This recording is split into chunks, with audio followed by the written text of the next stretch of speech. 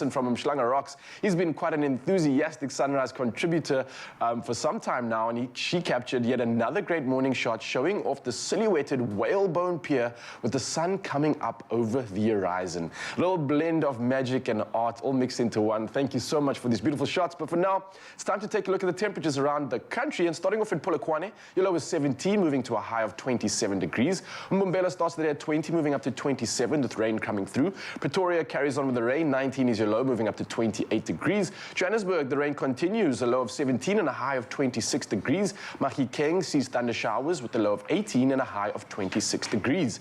Klerksdorp, however, continues with the rain, a low of 18 and a high of 21 degrees. Kimberley starting the day at 20, moving up to 31 with some thunder showers coming through. And then much the same for Bloemfontein with a low of 17, a high of 29, and thunder showers coming through in your part of the world too. And then Richards Bay, the rain continuing, 22 being your low, moving up to 30 degrees. Pietermaritzburg, very similar, 18 moving up to 28 with some rain. Durban, rain expected as well, 23 being your low, moving up to 28 degrees. Mthatha starting the day at 18, moving up to 28 with some rain coming through. And much the same for East London with a low of 20 and a high of 25 degrees. Cradock, the thunder showers continue, 17 moving up to 34 degrees. And then Mabeka continues with the rain, 20 moving up to 25 degrees. George, however, sees a cloudier sky with no rain, 18 being your minimum, moving up to 24 degrees. And Cape Town sees the day start at 19, moving up to a nice 29-degree scorcher. Worcester sees the day starting at 20, moving up to 35 degrees Celsius. And much the same for Sutherland, hot temperatures coming through from 17 all the way to 33 degrees. And Uppington, last but not least, carrying on with the rain, 23 being your low, moving up to a scorcher at 36 degrees Celsius for the day. Interesting temperatures around the country, of course. And again, thank you so much for sending in those incredible sunrise pictures. We love seeing how you start your day. And of course, it's time to kick into all the magic of the show, and let's find out what we can expect coming up later. Oh, and lots of magic, right? Yeah, lots of heat as well. Lots of heat. Well, we're bringing some heat here as well in your Feel Good Breakfast Show. Lots on the go today. So we got to see lots of entries come through for, you know, young bakers with their parents coming through. Lots of inspiring stuff there. And today we get to meet the judges. We're going to really take someone to a new level of baking stardom, I guess. Indeed. And talking about new levels, you do realize that there are 19 new subjects entering into the school curriculum in South Africa. 19. So we have to chat about it. That's a no. It's going to be quite a bit of new subjects. So we're going to be chatting to Elijah Mhlanga from the Department of Education and getting some more details for you. The information is available to you, plus things like the Golden Baker. It's going to be absolutely incredible. So make sure that you stick around your Feel Good Breakfast Show. 19. Yeah, 19. Yes. 19. Some people just choose to experience life the normal way, while some choose to experience life the red way. Some just stream content, And some really get immersed in it. some want to be connected, but we really got the plug that makes things easier. Some say they've got your back, but we really have your back. It's a first, not just for us, but for everyone, so that you never miss a chance of being connected. Switch to a new Vodacom Red plan. And let's go further together. Experience Red and unlock more this summer. Further together, Vodacom.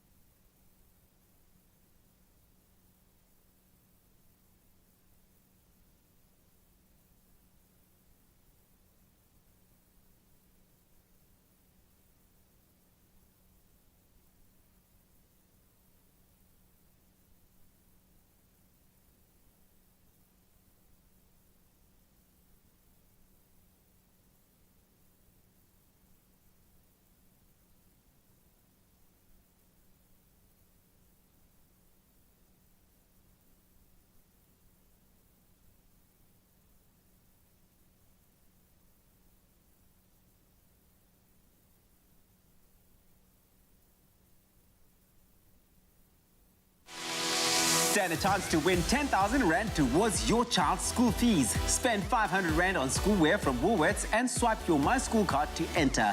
Entries close on the 23rd of January 2022. Shop in-store, online or on the app. It's my feel-good breakfast show. Welcome back to Feel Good Breakfast Show. This is Expresso. You're live in S3, and we may not always know exactly what it is we want to do after we have finished school.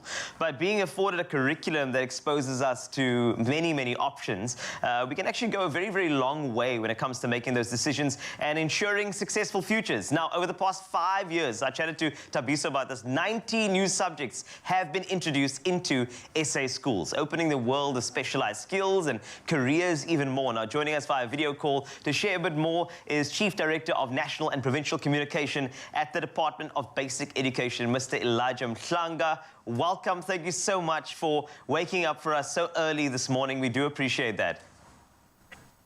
Yeah, good morning. Thank you so much. I really appreciate the opportunity.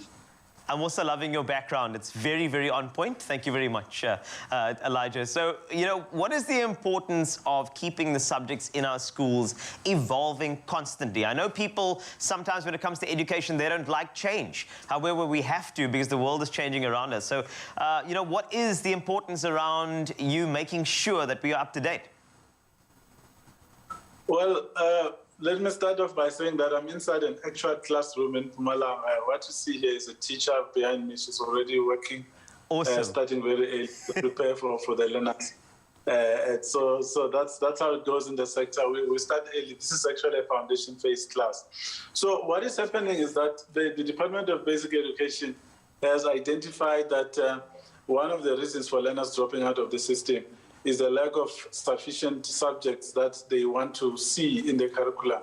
So we decided that we needed to use this opportunity to introduce new subjects that are going to find as of interest to them. But over and above that, we are preparing our young people to be ready for the changing environment in terms of work, technology, and sciences, but also just the widening scope in terms of the interest that different people would have. But we've also been working together with other countries to say, what is it that the economy in the future or countries in the future are going to require? And then we agreed that we needed to introduce subjects that will talk to the future needs of the economy, because we need to plan forward. We've seen that in the past few years, there have been new careers as well that have come into the economy. And we therefore need to make sure that we equip our young people with the skills that they require for them to be able to cope and contribute meaningfully in the development of the country. I think that is absolutely incredible, the fact that we are evolving in the best way possible, and it's developmental, which is what we need in this country, and many others around us as well. Also, forgive me, that looked like a background, and if it's really there, then it just shows you the commitment of the Department of Education to make sure that we are ready and up and going as early as possible. So I actually took a scan of the subjects, Elijah, and I noticed that a lot of them that have been introduced, they're actually, you know, aimed directly at those who may not necessarily matriculate or attend a tertiary institution. So what is the aim of offering subjects like these? Well, the purpose is to make sure that young people have a choice. You know, some research years ago when we did it, and we asked young people, why is it that you don't finish school? They said that I find school boring because you have subjects that I don't like. I don't want to be any of these things that are here. And in fact, I don't want to go to university, but I want to obtain a skill that I can use to start my own business, or a skill that I can use to employ other people and do something that is exciting to me, something that really talks to me and my interests. So that's why we're doing that. So we are doing this in conjunction with TVET colleges as well, and other tertiary institutions like the University of Technology, because not everyone should go to a university. If you can branch out and go get a qualification in a place where you are going to get the practical part of what the job entails, which means that it will give you a skill rather than just giving you a degree which you cannot necessarily use. I'm saying this because we know that there are lots and lots of young people who have degrees, they've qualified from universities, but they don't have the practical skill. And as a result of that, they are not able to find employment. So we are saying there has to be a way of pairing the education system with industry. That's why these subjects were done in conjunction with different sectors in the economy, automotive, aviation, marine, and all of these. These are done together with the captains of industry who say, in the future, this is what we believe is coming. We can work with you to develop the curriculum. When these young people are done with their qualifications, or even during their studies, they can come through to our spaces to get practical experience, which is something that we really need desperately, because once they have experience, they can be easily absorbed into the economy, and they can start working and develop the country further. Mr. Elijah Mhlanga, thank you so much. There was only part one. I want to take an in-depth look at some of the subjects added to the curriculum and, of course, what this means for the education department and the learners who will come out of there after matric as well. So we'll take a closer look in the next couple of minutes, but let's take a look at some incredible baking on your Feel Good Breakfast show first. All right, G, you ready for this? It's exciting. I don't know if I am ready. You're prepping for tomorrow. It's a big day, you know? It's a little early in the year for like game show vibes, but it's coming, man. It's coming, man. And over the festive season, Golden Cloud and Beacon have been on the search for SA's best baking duo. And tomorrow, yes, tomorrow is the big day when 5 finest duos balloted out right here on Expresso for 35,000 Rand worth of prizes. Can you Every time I hear 35,000 Rand worth of prizes, the hairs on my arms rise. But that's partly because, okay, I've had a chance to meet the judges. Yeah, so you're got the involved team in from this, right? Tiger Brands. Yeah, I'm going to be hosting it tomorrow. Nice. Cannot wait.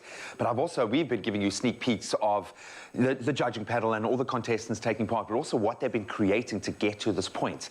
The cakes look professional, dude. Okay, all right. And now, So these aren't just kids baking, right? No. These are like little And the chefs. funny thing is, it's the youngsters often driving the duo. So we've got parent and child, we've got aunt and niece, we've got just mates across generations, which is really cool. And you would kind of think that the adult takes the lead, but looking at the themes and what they did to get their right to take part in this finale tomorrow, the creativity is off the charts, and they've got the brief of 2022. So you can imagine, where can you take that? Oh, I can't wait. And of course, awesome, I know that you being involved in it means it's going to be fire. But not only that, we've also got another family member.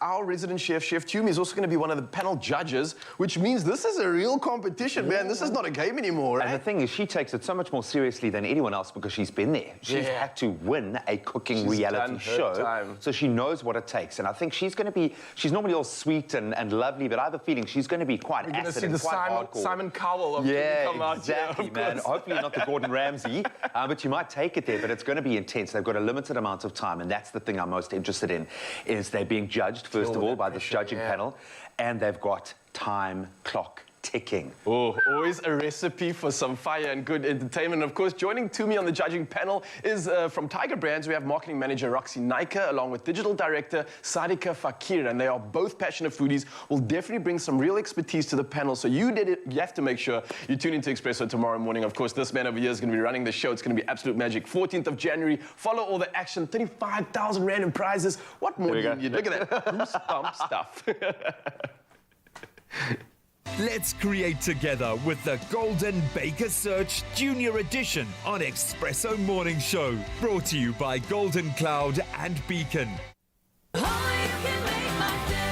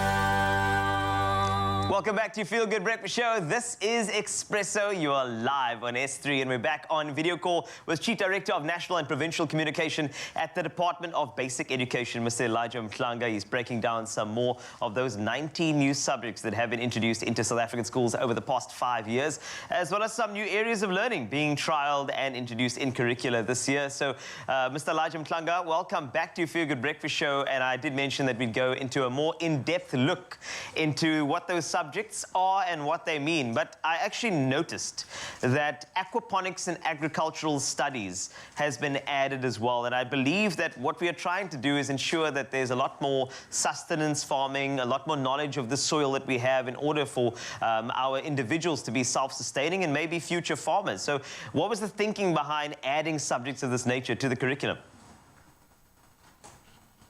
Well, that's a good question. You know, South Africa, we always talk about land, and we had not done much to equip our young people in terms of the skills they need for them to participate in food production. But we also have not done much to expose them to the different careers that are there in agriculture in general. To this extent, the department has expanded agriculture as a concept in the curriculum to include now agricultural studies. If you look at a timetable for grade 12 now, you'll find that agriculture is the only subject that has 3 different variations. You've got agricultural sciences, agricultural management, and agricultural technology, and now agricultural studies, because we understand the importance of alerting and raising awareness among our young people to understand that agriculture is really not just about planting.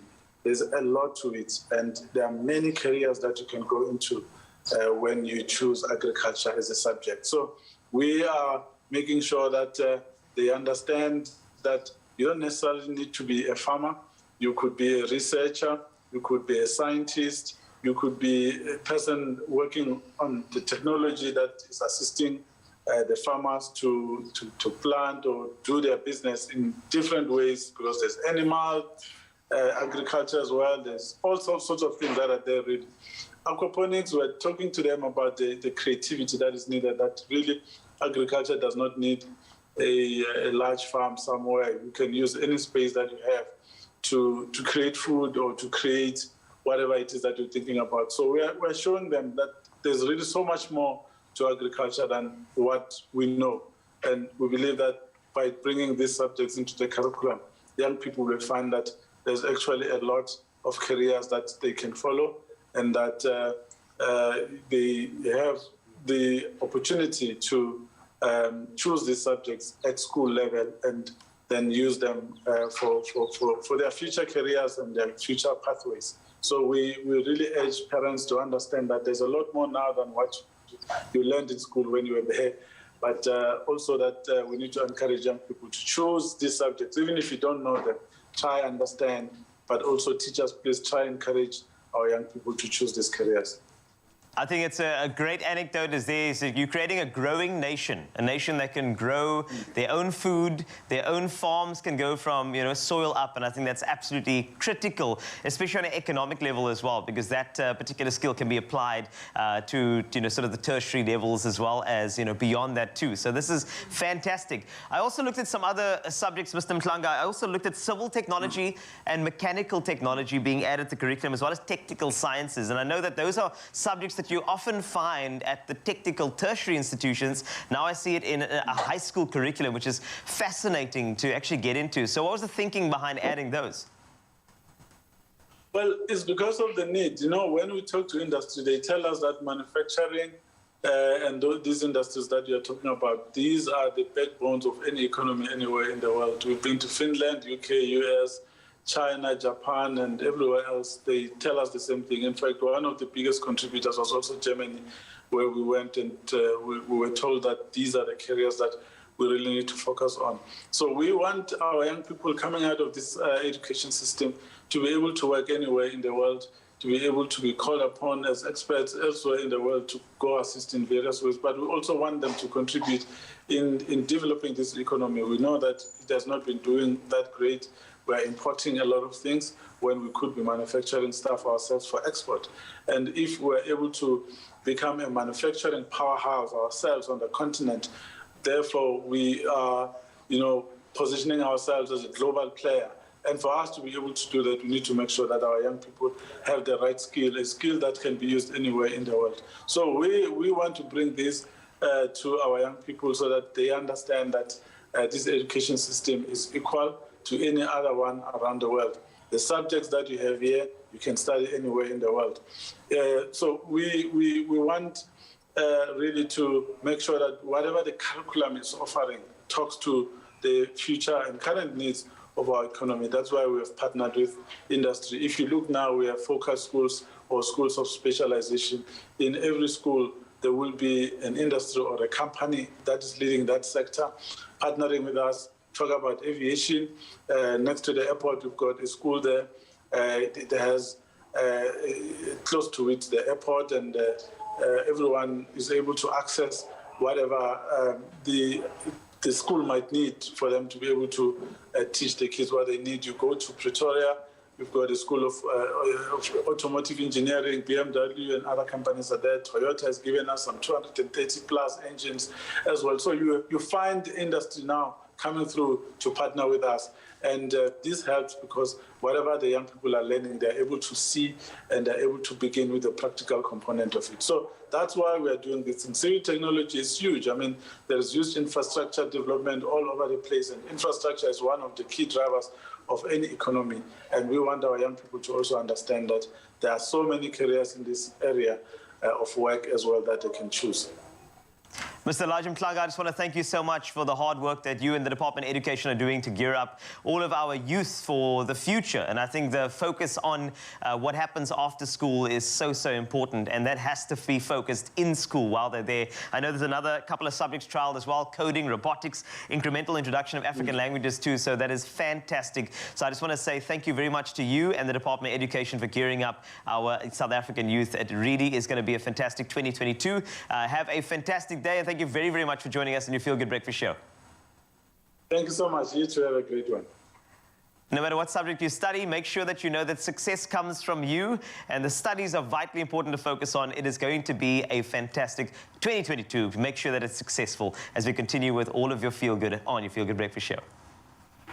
I'm just trying to wrap my head around how Elijah fitted on one of those tiny little chairs. That's more of like a Carl type chair. I don't think that's the chair he's sitting on. Do you not? Oh, okay. I mean, he's probably sitting at the teacher's desk. There was so many positive points to take out of that, but I loved the fact that we are connecting big business and schools and creating that connection so that our learners can step up and move forward from school into their dream job. Absolutely beautiful. So let's talk about those of us who are out there in the workforce and already earning, and hopefully having learned some vital lessons from 2021, we are busy planning to make better money choices this year in 2022. Bring it on. Oh, you know what? We've been asking everyone, right? We've also been sharing our own stories, asking you how you take your money seriously. And really, this is what some of you have had to say. It's quite inspiring because there's a lot of wise people out there. People are on it, man. And I know it's the kind of advice you give to yourself as much as you give to other people, you know? So these are good. These are my kind of New Year's resolutions. So let's see what Tebogo Mokolane had to say. The best way to avoid reckless spending is to avoid spending money to impress anyone. Beautiful. Investing your money will always ensure it works for you. Now, the best thing I've found with Nedbank is those saving pockets. I'm with you, buddy. You generate interest while you save your money still, and it stays easily accessible in times of crisis. Don't just work for your money. Let your money work for you. Tebogo for financial advisor. Yes, way to go. And then we got one from Anne Beckett who says, one could try avoid reckless spending by drawing up a budget and trying one's best to keep to it. When one goes shopping, make a list and stick to it, and never shop when you're hungry. Preach it. Take your money seriously. Just like Be full, feed yourself, then go shop. You make better decisions. Is that why when you you're never full. shop? Is that why you're never shopping? Because I'm You're still gonna always eat, hungry. I get that. Dimpo Sekese Mene had a brilliant one as well, saying, avoid spending money on takeaways. Make yourself a lunchbox. Have a list of items you need and a calculator to calculate when you're busy doing grocery shopping. Wow. You save and look for those specials in that space, but you save $5 there, $5 there, Yeah. $10 there, $5 there, and then suddenly that adds up over a month. I'm definitely you gonna save try it. $300. Calculator there, just like calculating, checking. But have a as sandwich you just shop. before you do that, eh? Eat a full. sandwich just before you Be shop. full. Shanti Ramdas says, take your money seriously. It's a new year and time to budget wisely. Only purchase what's in need and what's absolutely necessary. Will achieve my goals by spending wisely and saving for the rainy days. And we've come to learn that those rainy days, you never know when they're coming, Yeah. but they're rocking up. Well, I think January is definitely is a rainy period. time. Yeah. January. Some unbelievably great advice there. Thank you so much for those comments and everyone else that we haven't touched on. Please keep them coming through. This January is a bit of a hectic one, but together with Nedbank, we're going to get you through it. Why? Because Expresso has up to 10,000 Rand to give away weekly. That's 10 grand, but there's a catch. Yeah, all you have to do, I mean, it's pretty simple, is share a story of how you could avoid certain scenarios if you made better money choices and what you can achieve when you tag money seriously. And we want you to share that amazing story on Expresso's social media pages with that all-important hashtag, take your money seriously. Then you stand a chance of winning 5,000 Rand this week with Nedbank to kickstart your year, but it gets better. Oh, come on. If you called live on the show as the winner, so if we called you as the winner and you bank with Nedbank, then you get an additional 5,000 Rand. So that's 10,000 Rand. Come on, make money decisions, but also be sure to make those money decisions better ones this year with the bank that does seriously take your money seriously. And you can go and take this very seriously and head over to our Facebook and our Twitter pages right now. Look for that hashtag, take your money seriously, and you could be starting your year on exactly the right note with a little bit of cash, 10 grand in cash, in fact. But you can find all the terms and conditions and all the details on expressoshow.com. Good luck.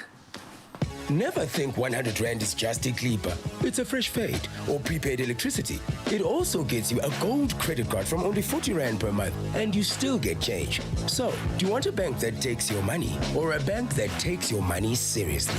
Get a Nedbank Gold credit card that helps you afford more.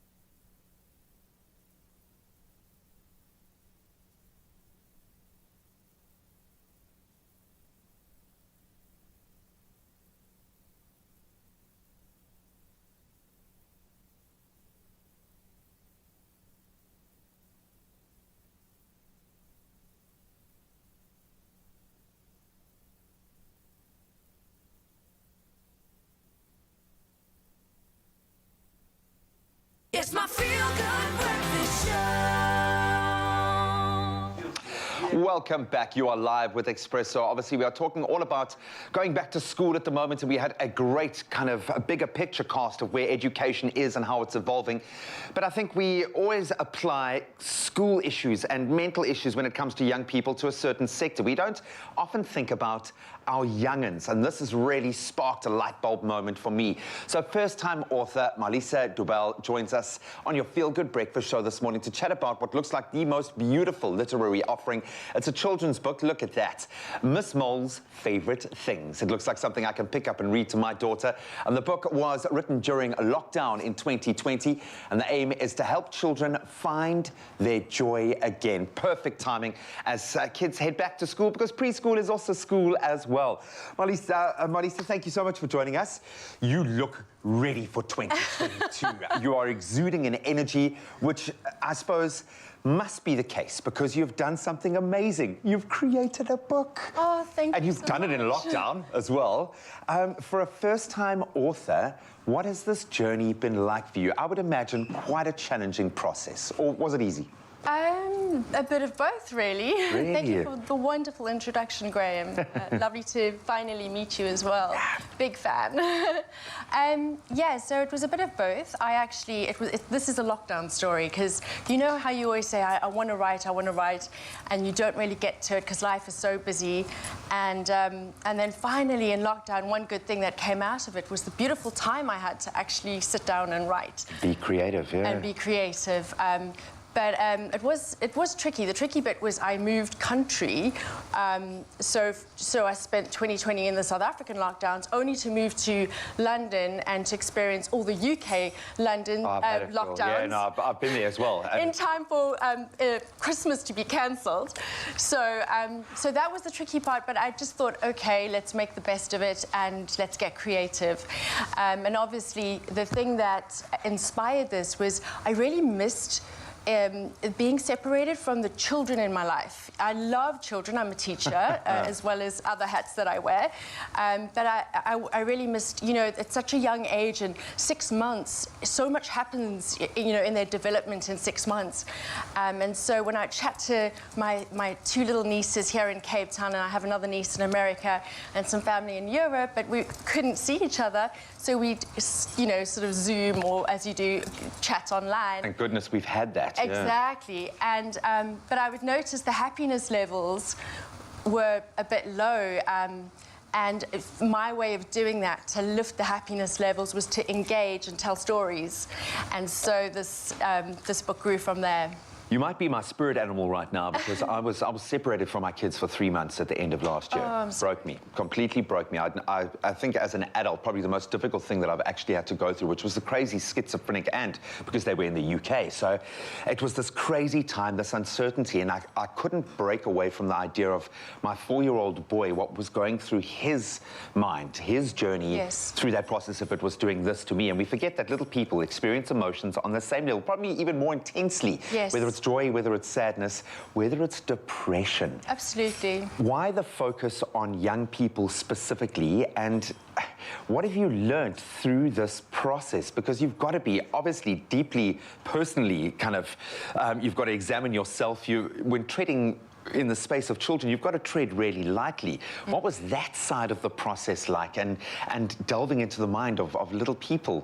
Well, I used my own childhood, because when I was 6 going on 7, in my own childhood, I had quite a tricky time. My parents got divorced, and obviously that's really sad. And so from the outside, everything looked great. I just was going to school, coming home, doing my homework, you know, still looked like a normal kid. But on the inside, there was the sadness. And kids this age don't understand. They don't understand all the stuff that goes on in the adult's world, but they feel it. You know, they absorb everything.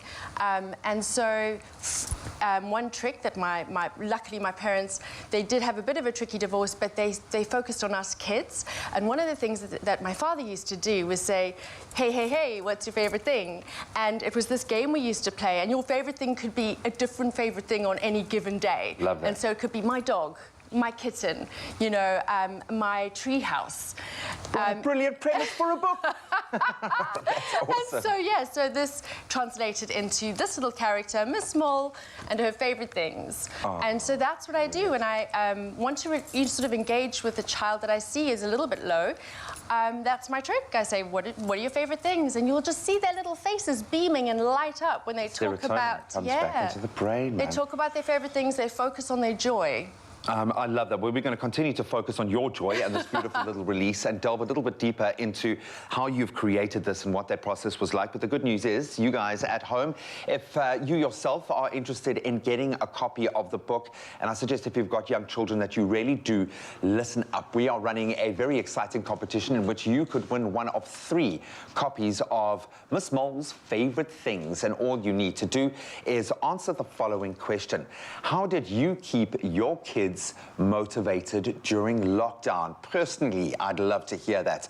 And you can enter by answering the competition form on our Facebook or our Twitter pages, and then you could simply win. It's easy as that, and the competition closes 9 a.m. today. That's Thursday, the 16th of December. So get on it, please, and don't waste any more time. And you can take a look at the terms and conditions on expressoshow.com. Alice is not going anywhere. We're going to continue our discussion in just a moment. Absolutely love it. Well, speaking of children, let's prepare a nice little treat for them. I'll go. But one of you said, oh, he's back.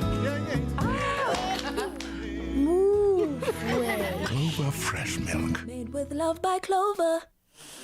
Well, look, 'tis the season, you know, the sun is nice and warm out there, the kids are running around, they're back at school, and treats are the order of the day. But ice cream is one of those, you know, much-loved foods that's always around this time of the year, and it's perfect for this time of the year. It's a fuss-free, no cooking required type of treat to be enjoyed on a hot summer's day, and we're leveling it up a little bit with our sip-up apricot cheesecake popsicles. Oh, yes, you are in for a treat.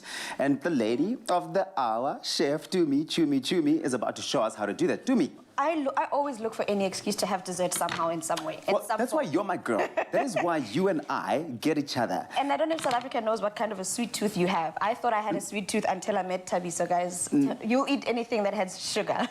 No, this is true. Please, say less. You mention it, and I'm right there. I love that I could at least prepare stuff like this for you. But this is really cool because the really wonderful thing about this time of the year is the kids are sort of transitioning from the festive season where there were lots and lots of treats. And so they've gotten so used to the idea of, you know, the desserty type things. You don't want to take it away all too quickly. You want to twist it up and add a nice, healthy sort of angle to it, right? Correct. Yeah, that is correct. And the one thing that also is going to be great here is that we're combining 2 types of desserts. Okay. So you're getting your popsicle rather, and then you're getting cheesecake flavors from that. So at the same time. Cheesecake flavored popsicle. Yeah. I mean, that for me is heaven on in a cup. But let's just start on how to make it. I've just chopped up some apricots. They're in season. They're perfect, so they're at their best. Perfect. That's the freshness. That's the freshness part. And then maybe what you can do, the cream cheese, because we're going with those cream cheese flavors. Yes, so that's we're right. Base it with some cream cheese. Do you want all of it in there? Let's go, yeah. Yeah, I mean, don't hold back. Go big or go home. Dessert is all about generosity, eh? Just like,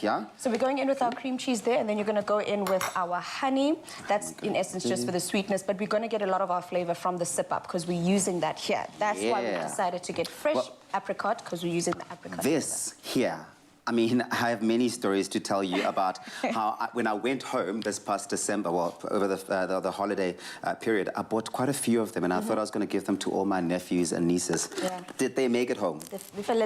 They did not make it to Hammanskraal. But the thing is, that's because if you're looking for, you know, a nutritious drink to keep you going throughout the day, simply grab any flavor of your favorite sip-up. For this particular recipe, you can use any flavor to make, you know, your popsicle and pair it with fruits of your choice. We're using the apricots, but of course, find any fresh fruits that are going to really bring that summery feel to life. But please do make sure that, unlike me, you do not finish all of the sip-up before it's made it to the recipe. Yeah, right. Fine. Now what you can do for us is just blend all of that up. Okay. And if it's too thick, we'll add a little bit more of our sip-up. But in essence, we're getting the sip-up flavors, the apricot flavors from there. We're enhancing it by adding the fresh flavor. Also, it gives you that texture, you know? Yes. As you bite into it, you'll be able to taste those fresh flavors of the apricot as you bite into it. They come through. They come through. But as with any type of cheesecake, there has to be a base, I get. Absolutely. There has to be What a is our base. base? There has to be that texture. And for us, we're going to be using some oats. So if you don't have oats and you perhaps have some muesli, that could definitely work as well because of the texture that we. So that's going to hold it together. Correct. Right? That's going to be that base. So as you can see, the bottom there is the oats, and then the inside is the cream cheese. It's such a filling, twist. the I love yeah. it. I love but it. also, we're adding some fresh apricot to that, and then I'm doing it in layers so that there's some at the bottom and there's some in the center, and then there's some at the very end as well, at the very bottom of it. So I'm just going to add a couple more pieces here. Yeah.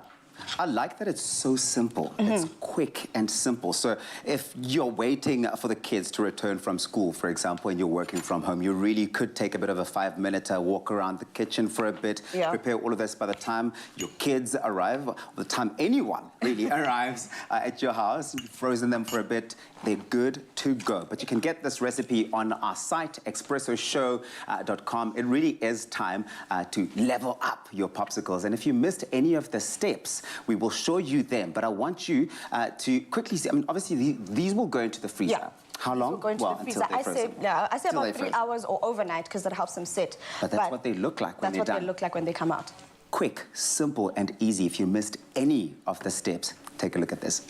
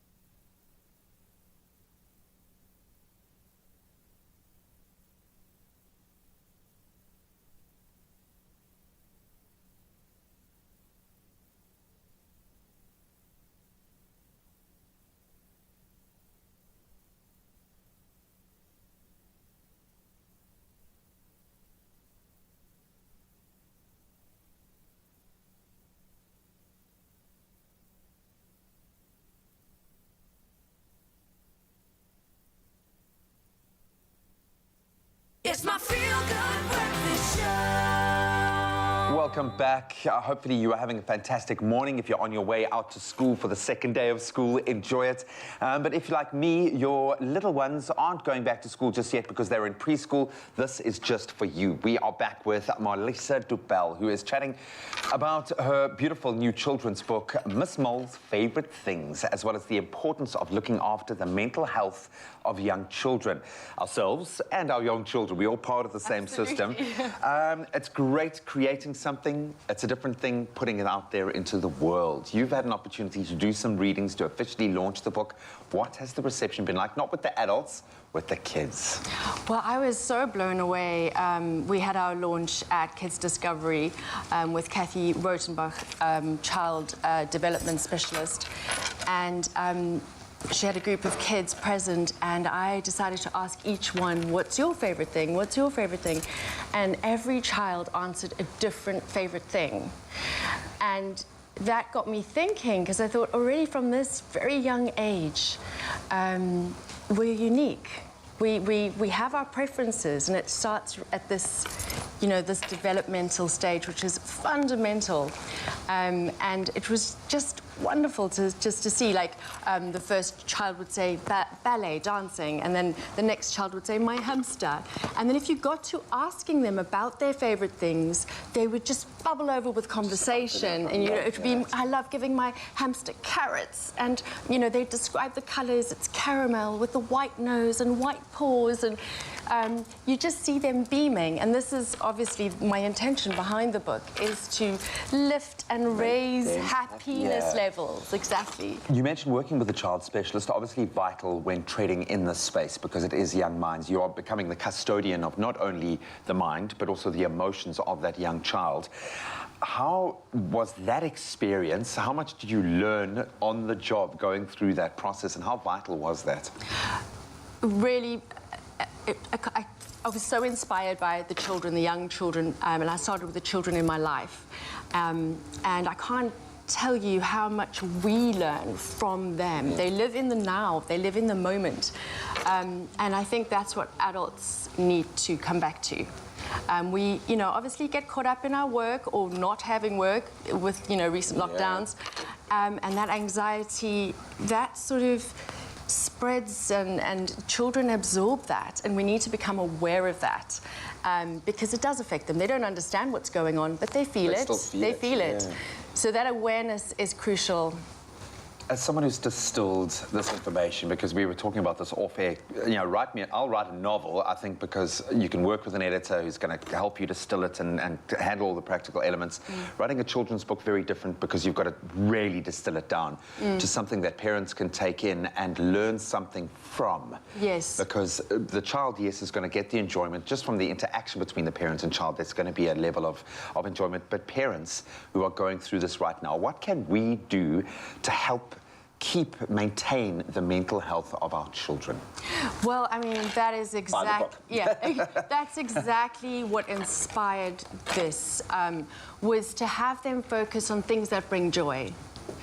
You know, sort of, and a trick to doing that is to asking them what are their favorite things. And so with the book, the story is very simple. It's a little character, Miss Mole, and the reader asks Miss Mole, what are your favorite things? And she goes through all her favorite things, and the favorite things are things, it's not like, oh, my brand new iPhone. It could be though. It could be, no judgment, but it's things like trees, hugging trees, big happy smiles, you know, walks in the forest, jumping in the rain, going in the rain with my gum boots. 100%. Things like this, you know, things that all parents can have access to, you know, and it's just taking us back to the value, those core values. What's your favorite thing? Oh, now you're asking. So when I was a child, my favorite thing was my tree house and climbing the apple tree. Oh, I love that, man. Take us back there. And my favorite thing now is telling stories. Unbelievably. Well, I hope this book is your favorite thing, and I hope that it's a commercial smash hit, because you deserve it. Thank you so much for joining us this morning. Beautiful, beautiful contribution to the health of our children, which is something that is fundamentally important to me. So thank you so much. Like I said, you become my new spirit animal, and I cannot wait to sink my teeth into this book. Most importantly, allow my little one to go through that process and identify what brings her and him joy, because that's what it's ultimately about, inspiring and lifting, elevating our little ones. And we're going to give you the opportunity to win one of 3 copies of Miss Mole's Favorite Things. And all you've got to do is go onto the competition post on our Facebook or our Twitter pages and answer this question. All I need you to do is answer for me how you keep your kids motivated during lockdown. How did you survive and keep their mental health in check? And by answering the competition form on the Facebook or Twitter pages, you could be winning, but it closes 9 a.m. today. That's Thursday, the 13th of January. And you can find all the terms and conditions on expressoshow.com. Time now to dive back into the news. Indeed, Miss Mole's Favorite Things to News Things. In your Feel Good Breakfast Show, the National Prosecuting Authority, the NPA, has created a task force which will prioritize corruption allegations that are contained in the State Capture Commission's report. The first installment of the report has already been released, while the remaining 2 parts are expected as soon as the end of February. The NPA says it's vigorously exploring options to boost its capacities, capabilities, and resources, key aspects which heavily impact how it carries out its work. Basic Education Minister Elijah Mhlanga has asked parents to bear with the Gauteng Department of Education as it tries to sort out the 2022 school placement backlog. Mhlanga was speaking at Matlapaneng Primary School in Randfontein, where she observed the first day of the new inland school year yesterday. Meanwhile, Gauteng's MEC for Education, Panyaza Lesufi, has pledged that learners who have not been placed for the new academic year will be accommodated before the end of this month. Schools in coastal areas open next week. On to international news. Maya Angelou, African-American author, poet and activist, will be the first figure commemorated through the American Woman Quarters program. The quarter coin has for the last 90 years shown the nation's first president, George Washington, on one side and an eagle on the other. Mint Deputy Director Ventress Gibson said it was an honor to present the U.S. nation's first circulating coins dedicated to celebrating American women and their contributions to American history. The new quarters show Washington on one side and Angelou on the other. Southern African countries have agreed to extend the mandate of a troop deployment to Mozambique, where they have been helping to fight a jihadist group. Officials attending a regional summit said the troops had made good progress. Earlier this week, it was announced that some 1,000 Rwandan troops would also stay in Mozambique following an agreement between the 2 countries. The presence of foreign troops have managed to push the militants out of towns in the north of the country, although attacks and kidnappings are still common. Now, some good news from Tom Holland. Now, you know that this individual has been enjoying immeasurable fame and popularity at present for his role as Spider-Man, but he admits he'll have to brush up seriously on his dancing skills for his role as Fred Astaire in an upcoming biopic about the film legend. Some of us have incredible memories of Fred Astaire and his memorable dancing partnership with Ginger Rogers in the age of classical Hollywood cinema. As the saying goes, they truly rocked and made no less than 10 movies altogether. And altogether, Astaire made 31 musical films, and his career spanned a total of 76 years. Now, Holland describes himself as quite a good tap dancer, adding, and I quote, "It's something I've done for a very, very long time, and I'm sure I'll be able to pick it up again." The 25-year-old first showcased his dancing skills when he played the titular role in the West End production of Billy Elliot, the musical, from 2008 to 2010. But mastering Astaire's very elegant and graceful style will indeed be a challenge. And that's a wrap of your news for now. 1 hour to go till our next and final update, but for now, let's check out the sport. Graham is standing by.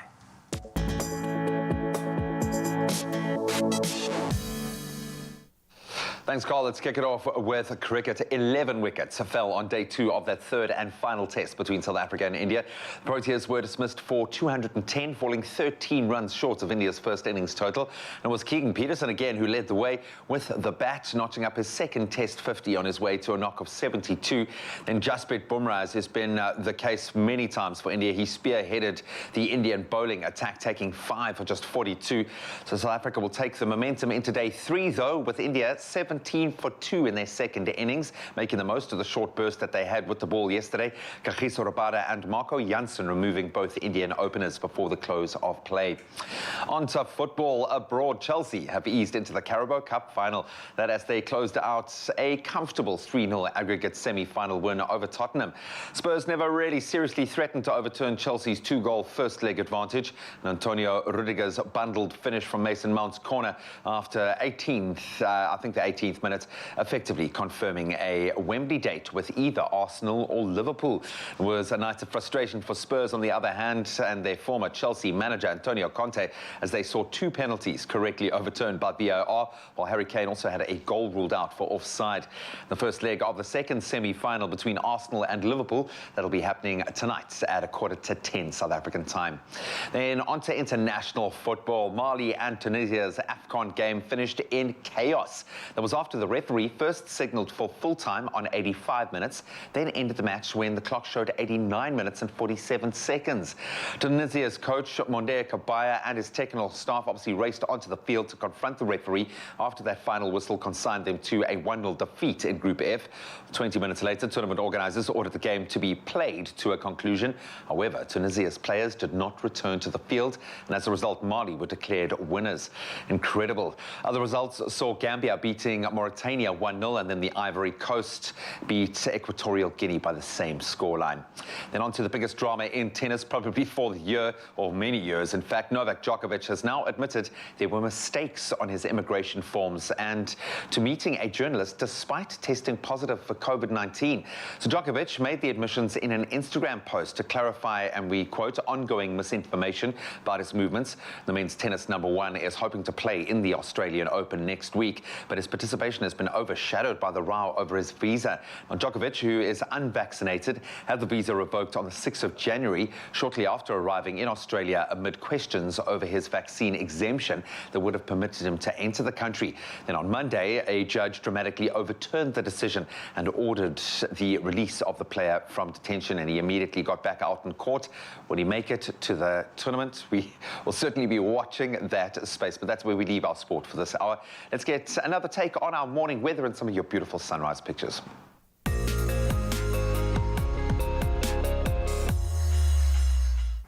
Thank you so much, G. Time to take a look at the weather, of course. And in international fronts, severe flooding and lethal landslides continue to occur in many parts of the world. Now this, as weather experts are of the opinion that climate change is undoubtedly contributing to extreme weather events across the globe.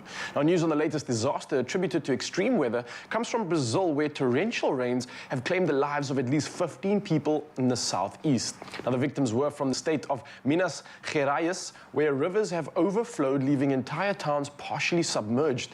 And more than 28,000 people have had to vacate their homes, and authorities are monitoring dams that could burst, especially a vast hydroelectric dam, as more downpours could affect the hardest hit areas. Now, the Civil Defense Authority says 341 of the state's 853 municipalities have declared a state of emergency because of the severe weather.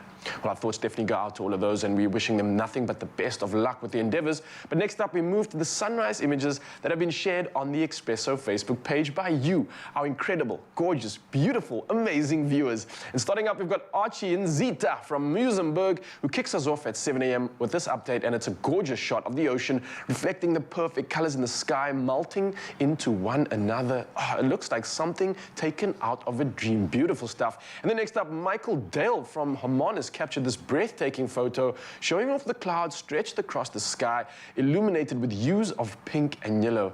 Honestly, I can't even tell if this is real or not. It looks that good, but I can't thank you enough from Zanzi for sending these pictures in. You are absolutely brightening and lightening our day, especially mine, because look at the smile you've just given me. I can't thank you enough. But for now, let's take a look at the temperatures across the country. Starting off in Polokwane, your day starts at 17, moving up to 27 degrees. Mbombela starting the day at 20, moving up to 27 with some rain coming through.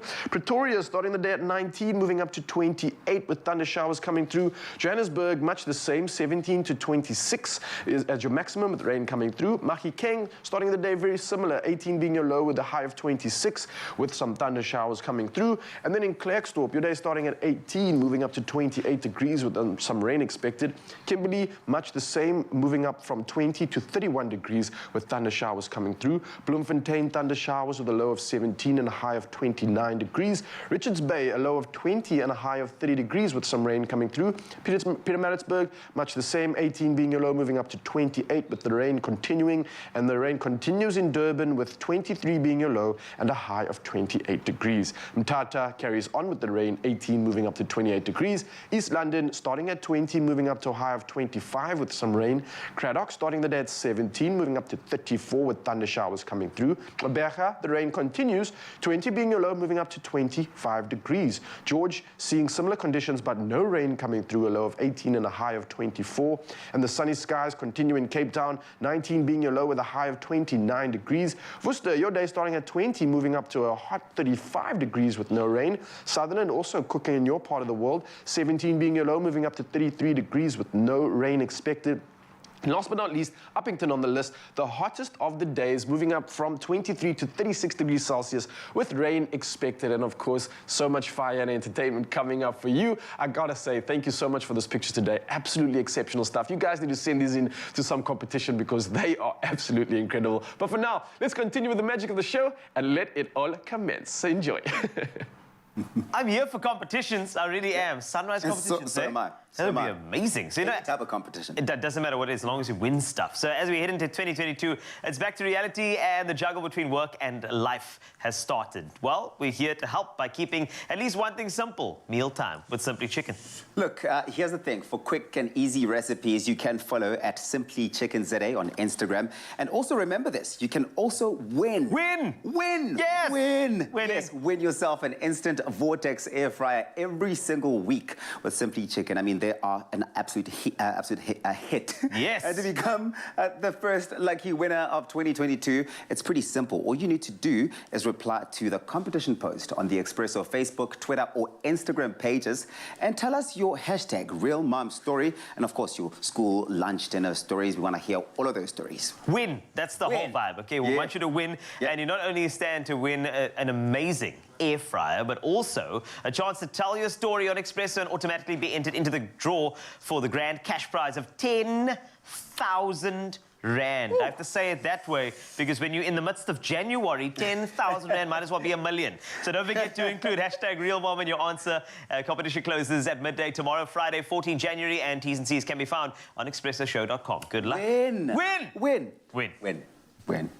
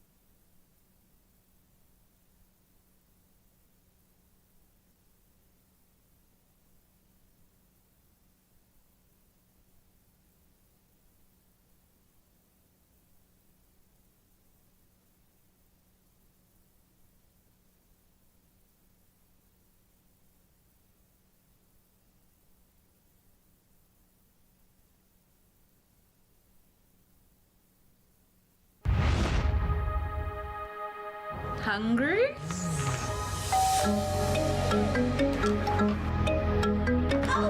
With bags. My dad has a certain way of doing things. Dad, hoe gaan dit by die werk? Our Monati connects the family with unlimited home fiber from $3.99 per month.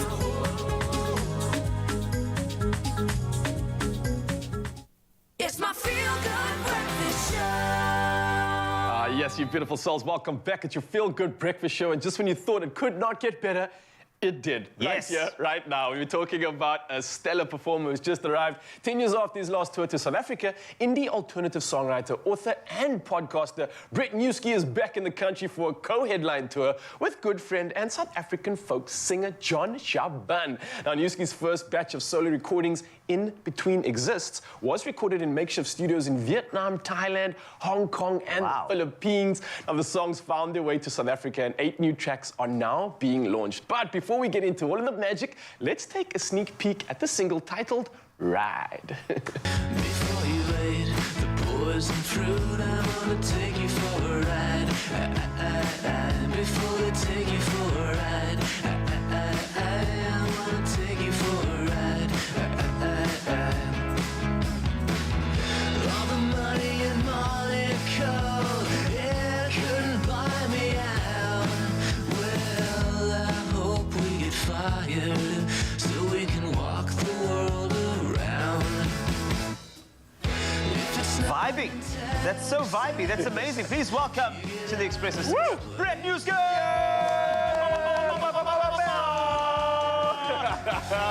Dude, that song is great, eh? I got like all sorts of vibes, like a Placebo Pixies verse. Yeah, I love the 90s, man. That's my jam. I can tell you do. Yeah, for sure. That is so good, Brett. It's great to have you. I feel like you're in love with South Africa, or was it just me? Big time. I mean, this has been kind of like my favorite place outside of the country, outside of the U.S. to tour. So I think I've been here like 8 times. I've been coming here for 10 years now, so I'm pretty obsessed with it. Can't blame me for doing that, man. We've got a lot of beauty out here. Oh, yes. Can't invite you enough to come and do it all over again. I call all my friends Brew back home now. Brew? It's Oh, really? catching on. Brew. Brew. That's the one, man. Now, look, it's not only obviously South Africa that you love. You've also, as I hear, been traveling to like the Southeast, Thailand. What was the idea behind going to these Asian continents, islands, etc.? Well, and what did you get out of it, yeah? That was a long time ago. I lived in Asia for 2 years. I lived in Vietnam for 2 years. That was kind of I don't know, a bit of a cliche soul-searching mission, because like, my girlfriend and I had broke up, my band broke up, all my friends moved out of town, so my world kind of fell apart. So I just moved where I could live for cheap and like work on music full time. So I just moved to Vietnam, wrote a ton of songs, and put out. You say it's a cliche, and I must just say I don't think so, because I think what you're doing there, this is something I've realized of late. Yeah. You invested in yourself. You invested in your talent in that moment. Something I'm realizing of late that we all need to do, and I'm glad you did that, because look where you are now, man. It's beautiful stuff. Thanks. It's fun. It's fun to work for yourself. I mean, I definitely put a lot of pressure on myself, and I definitely have like daily like minor freakouts in my brain for sure. But I don't know if I could go back to having a boss, because I'm always just like paranoid they're gonna fire me. You know what I mean? Yes. You know what I'm saying? Preach. Tell me about Never know. The boss here is cool though. Yeah. The boss is there. The boss is amazing. Cool. Depends what we say. That's another. But it's okay. You know, talking about that anxiety, this happens when you are in the entertainment industry. You know that, and the best outlet for anxiety is to share it. And you've done that in your book. It's Hard to Be a Person. Now, Brett actually handed me this book, Raul, just a couple of minutes ago, and he said page through. I'm sorry, no, he just said page through. So page. I got lost in this book because there are so many little cues in there that remind you that sometimes you do need to add a touch of humor to your own anxiety, and that's what I found from this book. I know you're a podcaster too, but are these outlets just to kind of release the pressure valve on what you do as an artist? Yeah, I think, you know, I spent like probably my whole life, or at least the first 25 years, trying to figure out what anxiety was, or why I felt like uncomfortable so much of the time. Yeah. And then once you get a word for it, it's like kind of a relief, and you're like, oh, other people get as weird in their brain as I do, and I call it like going down like the toilet bowl in your brain, because you know, you think about something negative, you double down, you obsess about it, and then you feel guilty about feeling down or feeling sad, which maybe that's an American thing. I think America's probably got the worst mental health in the entire world, some might say. So it's kind of nice to be here where the pace of life is a little more sane, I feel. But I think no matter who you are, no matter where you live, you're going to have like brain wobbles. And I've always loved depression comedy. I think it's like the best form of comedy, you know? But I'm glad you, like, the easy is different. We call it rustig. It's nice and easy. It's just, you know, we're just keeping it real. But look, before we get done with this interview, I've got to talk about the magic. The reason why you're here in South Africa, the big tour, it's starting tomorrow, right? Yep. How do people get involved? How do they get tickets? Where are you going to be playing? How do they find you in the future? Plug us in, man. Plug them, Zanzi. Yeah, so it's at Empire tomorrow, Friday at 7:30 p.m. That's in Woodstock with one of my best friends in the world, John Shaban, who's a songwriting legend. And then we play in St. James at Folk Cafe on Saturday. I think that's a day show. I believe that's at 2. And then does this broadcast to Johannesburg? Yes. Oh, yeah. This is live to the world. To the world. The globe is seeing this as well. We're on YouTube, we're on Facebook, Instagram, and... Yeah, Milwaukee, Wisconsin, home of beer, cheese, and alcoholism. And Brett. And Brett Newski, yeah! Oh, and we're doing Pretoria on the 29th of January and Johannesburg on the 30th. So, oh, beautiful. Yeah. Well, there you have it, ladies and gentlemen. Brett Newski in the building. Of course, it's not done yet because he is going to be scintillizingly entertaining us with all the magic that he has brought all the way from his land to ours. So stick around for that. It's going to be a magical performance. And before we get into that, let's find out what's happening in the kitchen. It's cooking.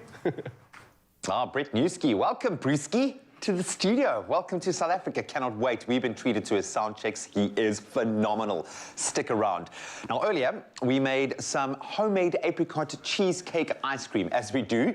But how about we take the ice cream to another level entirely by switching it in between 2 freshly baked, beautiful biscuits, making the ultimate ice cream cookie sandwich. There's only one person who can be charged with the great responsibility of creating such a thing. Our chef Chumi is here to show us the simplest cookie recipe and just how easy this really spectacular end result is to achieve. Yep. Found like a different accent even creeping in. I'm so excited there. I saw that. I saw that. This is cool, okay? Luckily, Zoe isn't here today to eat all of the cookie dough because this is a good dough. I've had a little taste. Yeah. It's a good dough, man. It's a good dough. Great. This is exciting. This is fun. This is something that the kids will love. It's a treat for the weekend. Get us started. What are we doing here? It's perfect on its own, just the cookies, but then even more fun when you sandwich something in between. Yeah, and we did make a beautiful ice cream earlier, so let's use it, man. Let's use it. Okay, what do you need? I'm going to get you to do all the manual labor because... I'm there for that. You will labor, exactly.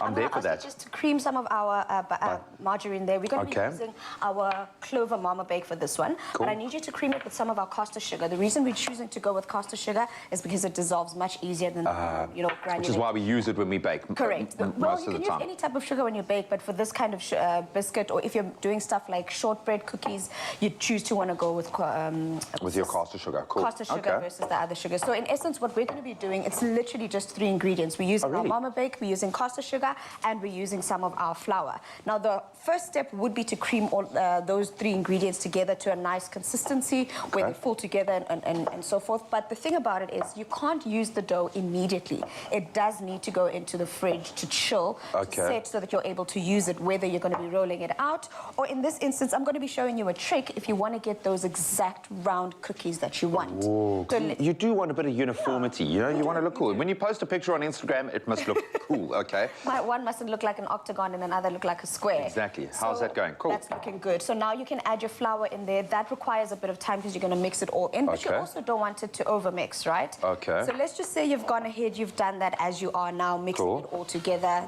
Keep at it, cool. Put into the fridge and chill. I've got. And when you say chill, how long? Just chill it for about at least an hour, just so it's firm. You can both chill. You can chill while your batch is chilling, everything's just chilled. I love that. While the dough's chilling in the fridge, you can then chill, have yourself a glass of milk, and then your dough comes out, it's nice and set, it's hard enough for you to either roll out, which would be the typical standard. And it's quite a firm dough. Correct. It's got a bit of backbone, yeah. Yeah, you don't want to overmix it as well because you don't want it to get too hard. So let's just say you're going to go for the typical standard of you've got your dough, you put it on a surface, roll it out with your rolling pin. That's great. But the other trick I wanted to show you is if you do want some uniformity, you can actually take your dough and then put it in the center of some plastic wrap. Okay. All right, and then do that. Just make sure you create somewhat of a log here. And then just make sure that it's tightly compressed. And then what you're going to do then is you're going to just roll it in some plastic wrap like this. Tubular. You're Tubular. going to create a little sausage of cookie dough. Correct. And then you just, on your surface, I don't know what surfaces you would have, but I'm going to try and do it here. It's not Hopefully working. with a bit of traction. Okay, you know. so let's just say you've got a stainless steel surface. Sure. And you can just roll it out nicely. Let me do this. This is another trick that could work, actually. Really? That's spectacular. I love it. This is why I love it. TV. 2022, baby. Okay.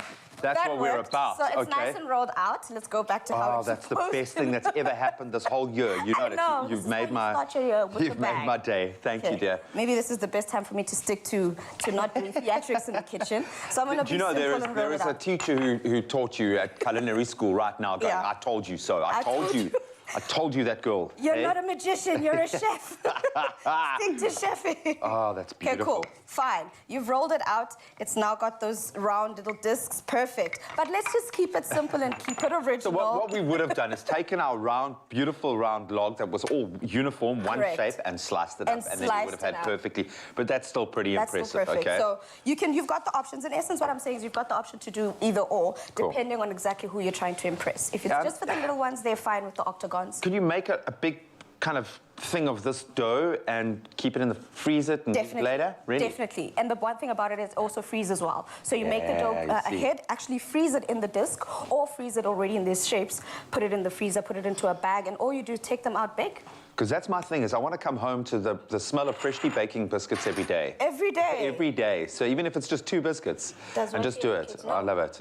I'm trying to plant a seed here. I'm hoping she's watching right now and the kids are watching, because I think they would appreciate that as well.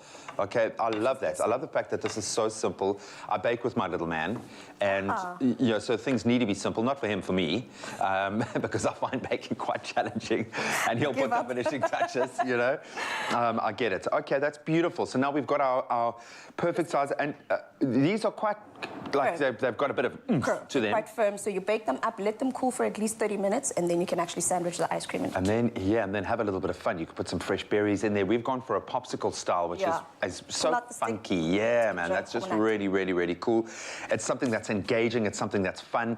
There's a talkability to it as well, which is quite cool for kids' parties and things like that.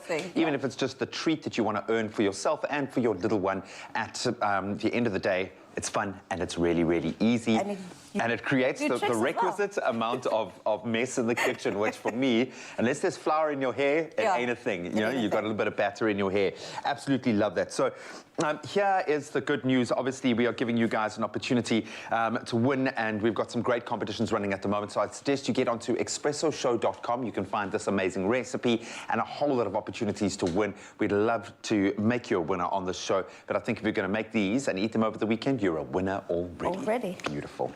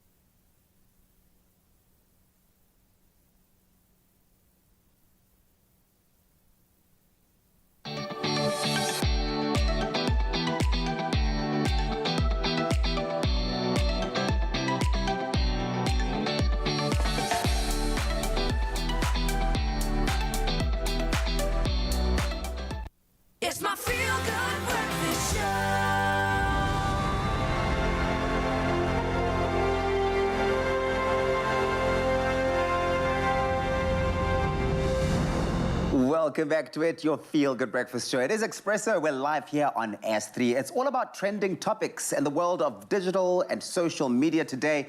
And we've got our trusted legal eagle. It's Eitan Stern in the house. First of all, before we go anywhere with it, Eitan, Happy New Year. So good to see you. Happy New Year. Great to be back here. But also, I've got to say, congratulations, because Eitan Stern went and got married in December. Yes! Congratulations. Lucky me. No, absolutely. Yeah. Lucky you. I see you keep looking at my hand. I am looking at your hand the whole time. I kept losing it, so I put it down. Yeah, well, listen, in the absence of a ring on your finger, your skin, your face, so radiant. glowing. I mean, you're glowing. I mean, congratulations. But let's get back to business. We know that, a trip down any one of your timelines on social media will definitely include a partnered ad where you see sponsored or partnership with between an influencer and a brand. Now, we know that over the last couple of years, influencer marketing, it's become one of the most popular ways, the most cost-effective ways as well for brands and PR agencies to engage with consumers, which means that all of the parties involved, including the influencer, need to understand contracts and agreements and have them in place. It's very, very important. And it's time for us to get into another exciting edition of our feature here. So Now What? Where we focus on the conventional side, or the unconventional side of the law. And our friend and expert in law, director at legalese.co today, it's Eitan Stern. He's here to answer the question. I want to sign an influencer marketing contract with a brand. So now what? And Eitan, that's the thing. It's like anyone going on social media now, you're either an influencer or someone who's exposed to influencers. We've got to understand that it's it's an actual business and there are contracts, right? Yeah, 100%. So as you said, it's like a growing way for people to market. And I think one of the interesting things about it is, as social media has gone into everyone's lives, suddenly like any person with a following that makes interesting content, that is an interesting person, can suddenly start to earn revenue from their following on social media. So I think it's a really interesting thing because all it can do is kind of let young people or different people earn money through social media. But certainly, if you're going to be doing it, it's important. If you're taking money from any brand or any company to promote their product, and you're in any sort of working relationship, it shouldn't be a vague thing. You're going to want a contract in place to govern what you're supposed to do, how many posts, what you can say, what you can't say. And that can work at a small level if you're working with a small brand, or if you're working with a major brand, then the terms get very specific. And that's the one thing you mentioned that's really cool is the fact that anyone can become an influencer. I mean, we're seeing so many of these dance challenges taking place on social media now. One day you're posting yourself doing a little dance, and tomorrow you've gained so much traction and brands are trying to get to you. Is there a difference between an influencer contract or any other sort of traditional marketing contract? Yeah, so I think the takeaway point there is that the contract is always going to differ depending on what you're doing for someone, right? So if anyone out there is doing any sort of work in a marketing field for a brand or for a company, whether it's influencer marketing or social media marketing, whatever you're doing, it's important to spell out in the contract what your roles and responsibilities are, what the client's roles and responsibilities are, how much you're going to get paid, when it ends, etc. So the difference between the two is really going to differ on the obligations. But certainly the takeaway point is, whatever you're agreeing to do for a brand, make sure it's down in a contract. And why is this so important? Because contracts mean certainty, right?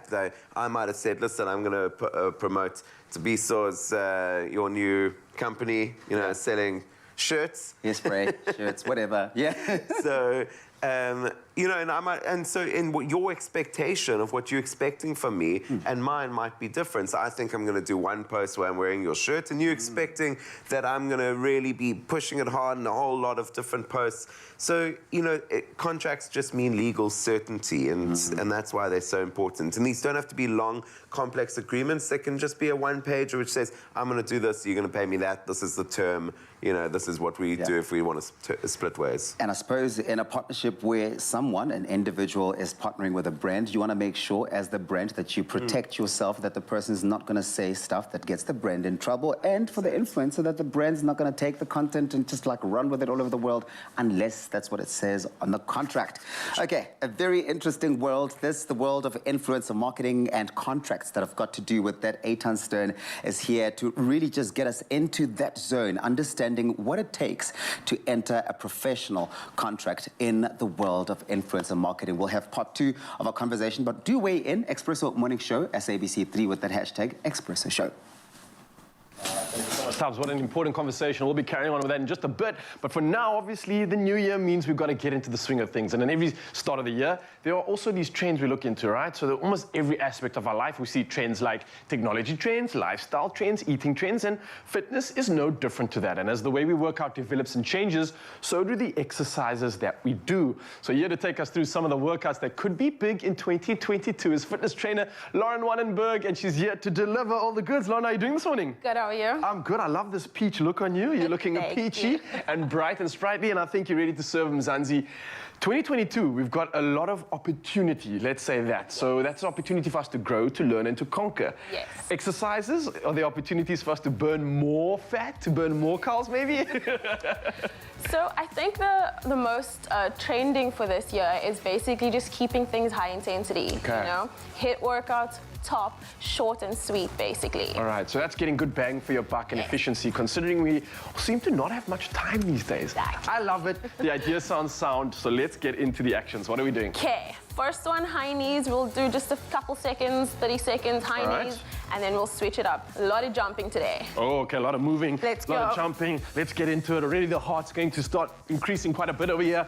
And Yes. I love the fact that this is also good for like a warm-up, right? So it's Yes, not just that's why I exercising, started with it. Getting the blood pumping, getting the blood flowing, getting nice and warm, feeling it already, people. Yes, and I hope you guys are joining in with us as well. How long will we do this? 10 more seconds. Okay. But 30 seconds on, I recommend 10 to 15 off. All right.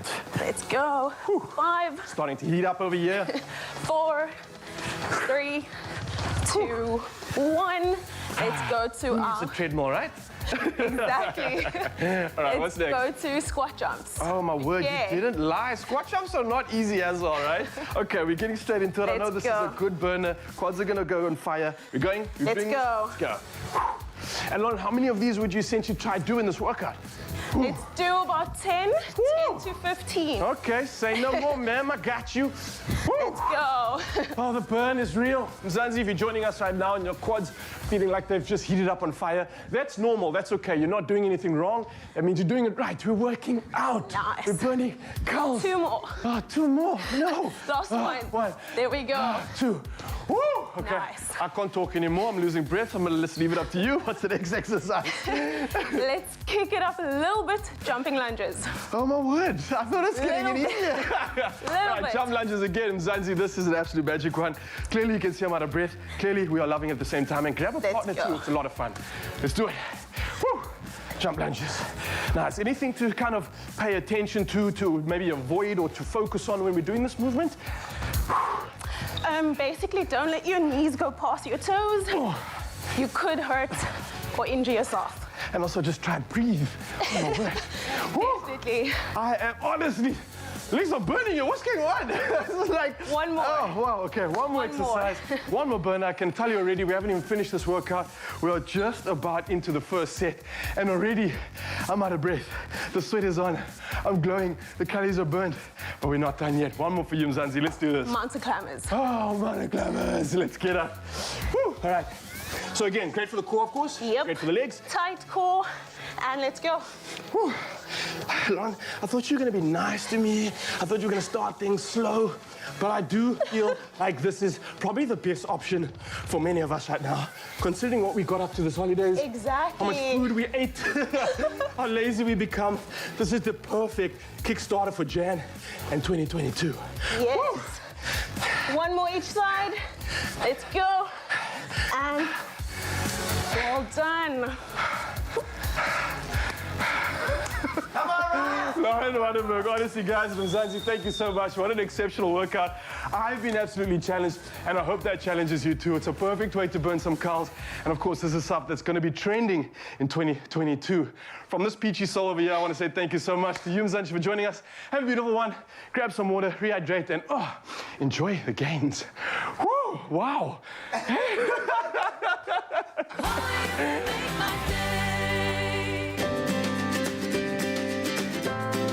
Simple as CBD should be.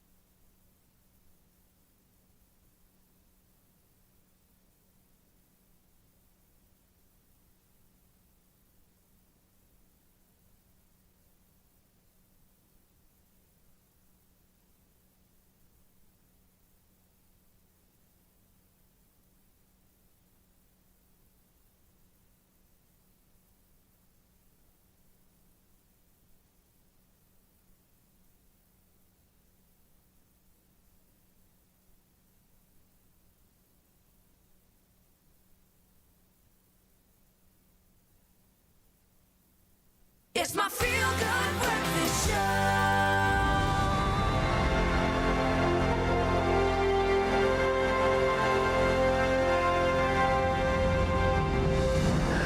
Welcome back to it. Yes, it is your feel-good breakfast show. Hopefully you're feeling good this beautiful Thursday morning. We're live on S3. Thank you very much for joining us. And we're chatting influencer marketing and all the legalities around that. Continuing our discussion with husband and lawyer, as well as director at legalese.co.za, Eitan Stern, as he breaks down the legal ins and outs of the legalities, once again, involved in the space of work. And of course, the contracts that influencers get to sign with brands. And this is a really interesting conversation, Eitan, because there are a lot of businesses popping up. A lot of people are finding that their side hustles are picking up, and in order to get the word out there, and get people really getting and buying into their businesses, employing those cost-effective marketing, platforms and angles such as influencer marketing becomes important. So this conversation is really both sides, right? Yeah, 100%. When it comes to influencer contracts, the content lives on the influencer's Instagram page. I've always been fascinated and quite curious to find out who owns that content. When we see a post by an influencer, does the brand own the content or does the influencer own the content? Okay, so for a large part, it's going to depend what it says in the contract. As we keep saying, the contract's always going to be important. But for the way that also works is, if you create any content, you own the content. So you own the copyright in it. So if you take a photo, you own the copyright in that photo. But a brand may differ that by saying, look, anything that you create for us, we own. So it can kind of work in both ways. But one of the things that it's really important for brands and influencers or anyone doing this work to agree on is once the campaign has ended, so once I've finished promoting your shirt, what happened to can I take the content down? Does it have to stay there? If a brand has used an influencer's face in their campaign, once the term of that contract ends, do they have to remove those ads? So a lot of this, it's going to be a gray area, and with copyright, it's always a gray area. So again, I'm going to keep hammering it home. It's just crucial to talk about these things before the campaign starts and get an agreement between you and the brand, because this is often where the disputes arise. That's precisely it, because now the campaign can't run. Now you've sold my shirts, but I'm now keeping all of the footage and all of the stuff that you've done and using it 8 months down the line when the contract's done. If we don't agree on that up front, I can't come back and say, no, but you know... It's just to manage expectations for both sides, Now, we've seen often on Instagram posts or Facebook posts or any other social media platforms where it says sponsored post. Is this a requirement legally that the influencer has got to disclose that sort of information and use hashtags like that? Yeah, so it's a fascinating one. I actually didn't know the answer to this. I went and looked into it. So in 2019, the South African Advertising Authority, they made it a rule in South Africa. So if you are accepting money or gifts or anything to promote posts, you are supposed to say so according to South African law. According to the social media sites, they put it as best practice. So, you know, Facebook or Instagram are not forcing you to do it, but they do have an article there on best practice that said you should put sponsored posts. But in South Africa, it is the law that you do have to do it. So there's got to be that hashtag ad, hashtag sponsored, hashtag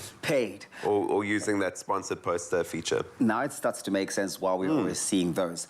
Is it necessary for a brand engaging an influencer then to approach a lawyer to draft the contract, or for the influencer getting to engage with a brand, if the brand isn't coming through and saying, here's the contract, for an influencer to approach a lawyer and come through with a contract? Yeah, so my view, I mean, it's going to be a general view on when it's worthwhile approaching a lawyer. So, you know, what lawyers, it's not like we have magic powers, but we're just good at making things very specific and correct. You do have magic powers. Come on, Eitan. Come on. So, you know, if you're doing it professionally and this is your income that you're earning, if this is your livelihood, your living, or if you're a company and you're spending a considerable amount of money on it, then sure, go to a lawyer to get a contract drawn up to make sure it's correct. If the money that you're earning or that you're spending does not warrant spending the money on a lawyer, then, you know, do it yourself or download a contract on the internet, and you know, it's not rocket science. You just need to make sure the terms, the roles and responsibilities, the ownership of IP, payment, term, all those things are down. But yeah, I mean, if it's worth money to you and it's core to your business, then certainly approach a lawyer. It's certainly something we could do at legalese, but you know, like if it's important to you, make sure it's done correctly. Thank you. Eitan, you've been very helpful this morning, as always. I think that you were right to say that influence marketing has opened up new business opportunities and new opportunities for people to make additional income or to really just step into that zone and really be economically involved. But it's very important to make sure that we all are protected at every step of the way. Go into legalese.co.za, of course, if you want to connect with Eitan, but make sure that whatever you choose to do, whether you live in the business owner side of the world or as an influencer, that you are always protected the right way. I'm suddenly exhausted. No, not after that chat. I mean, influencing does exhaust me. Yes, a little bit. It's quite an exhausting thing, so step lightly. You know, when you enter that space, it's a lot of work, okay? But love the chat, and congratulations once again to Eitan. Yes, man! Yes, man!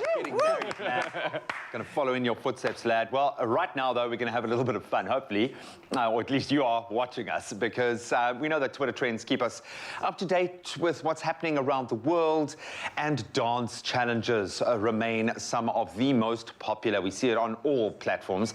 Hashtag Mhlanga Challenge. I don't even know if I'm saying it right. I don't know. Mhlanga, I don't know. Really. I don't know. It's the Mhlanga Challenge, and it's proof that to South Africa that hips indeed don't lie. At least Riles weren't lying this morning. Let's take a look at who had us questioning our dancing moves. Take a look at this.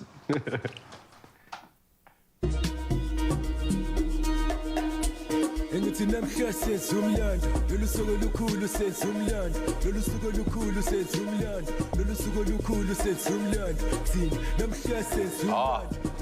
Was that on a truck? Yeah, it's all about the use of locations. It is, eh? Location, Wow.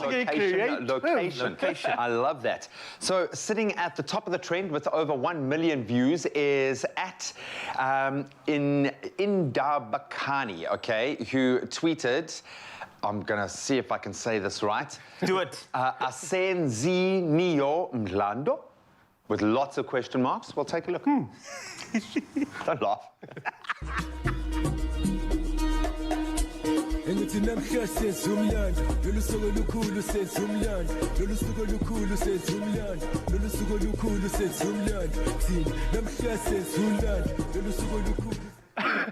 You know what I'm starting to think about? Does he have I don't think he has a lower This is my spine. thing. I think the reason for this challenge being so popular right now is the fact that our people are genetically built different. We don't have bones. I think it's all cartilage And in the nine- hips, nine cartilage in the abs. Nine abs. Helped Did you see as well. That really did work. So I can that's 1 million views. I get that. At Karabo_Mahoko, this young kid killed the Umlando challenge. Take a look. Oh.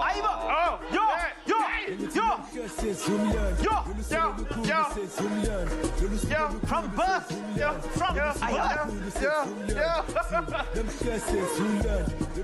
Wow. To Riles Point. Wow. Exactly. You understand what I'm saying? You know, I can only go to the right. It's a little Zoolander in the making there. I can only Also, turn did you right. see the range on those glutes? They move the full circle, man. That's he snaps your neck with that.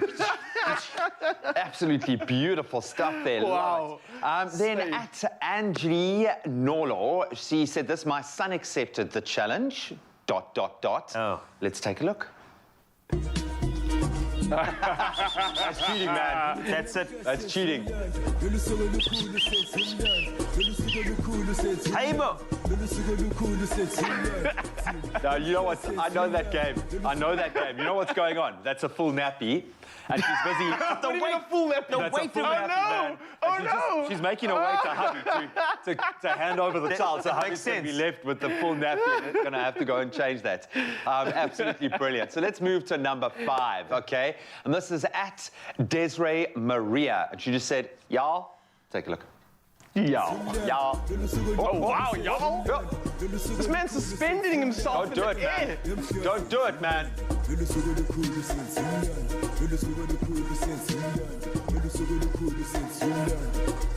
Beautiful. Absolutely We are beautiful. just watching today, right? Yeah, please. No, my friend. When do we ever just watch? No. When do we ever just watch? No, don't worry. We've got more inspiration. Maybe this will take you there. Okay, Maybe this will get you there. Okay, And get we need to get start moving. like paying attention. I know. Is it L1 and L2? There's no L1 or L2. It's Just L0. engage, okay? Just like at Sumba wondered, are y'all ready? Take a look. Okay, here we go.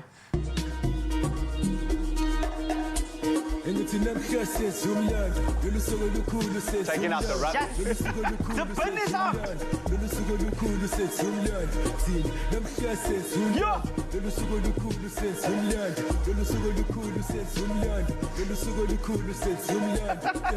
But they were constructive. They had a set of activities. They took out the rubbish. Coordination. They put up the stuff on the walls outside. They got a lot done with the Umlando challenge. Productivity. Okay. You've already done it. Yo, I didn't Ably. Can I just say, I didn't know I was doing the challenge. The social media badge just tells me, listen, man, can you move your hips? I'm like, okay, let me try and move my hips. Puts a song on. Next thing I see him online getting blasted. But he was like, oh, but do you mind doing it again on the top of the table? And then do you mind doing it again over here next to the toilet? That was Actually, crazy. Let's take a look at how Ryle fared with the latest challenge online. I like the little clap to get yourself going. You see, there's even a Spanish vibe here, man. Bit of that, like, I just kept flamenco. Look there, flamenco. Now it's on the table. Oh my word! You look like an excited accountant. Yeah. I'll balance your books all day, man. You just finished your fiscal. You just finished your fiscal right there. That was lovely, man. but beautiful. look, I tried, and I know when it comes to people dance in the studio, we've got some pros and some cons. We've got some pros over here, and we've got some other people as well. Yeah, we got. I'm dying to see how it's supposed to be done, now that I know what's supposed to actually happen. So I thought, let's see if the whole family can get involved. You don't forget this. No, the thing is, with Ryle and I, we've got a dance that we do, our only dance. And then it's like, can we fit our dance into that construct? Yeah. That's creativity, that's innovation. I have a feeling that the meerkat might actually... It's gonna work! I think I might need a beat. Can I get a bit of a beat going? DJ, give us a beat. Let's do this. Yeah. Let me see. Meerkat Mhlanga. There we go. Ivo! Hey. Take out the butt! Take out the butt! Hey, look at the range on that R5, baby! Hey. Oh my word! Hey. That's 6 months of therapy right there. That is like 7 million views right there. Hey, man, I must have the rehab's paying off. Gee, the range is gonna finish my session. Dude, that's great. That's fantastic. So I'm dying now. Can we please see how it's supposed to be done? Please, sir. Carlitos, Mr. Wasty, Brett DJ has traveled around the whole world. I want to read a book while doing this. Okay, constructive. But yes, you've got to be constructive. I get that. All right, countdown. Well, hold on, DJ. Open the page. It says why lawyers drive businessmen crazy. Anyway, right, let's go. Thanks, Akan. 3, 2, 1, let's go. Hey. Yeah. Does he have a cock six? It doesn't look like it.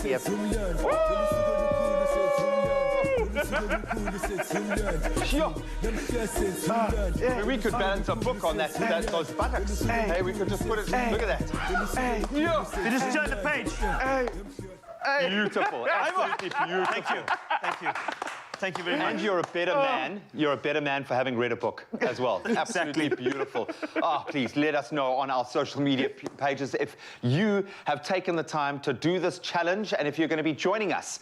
And if you are anywhere as near as, and please, you've got to include a constructive challenge somewhere in there. So when you do this Mhlanga challenge, make sure that you get something done in the process, but let us know on the Expresso Morning Show Facebook and our Twitter pages especially. Start a South African trend. Yes. With this latest dance challenge. We love it. Beautiful stuff. Can we have that music one more time, please? Yes, there you go. DJ, yeah. There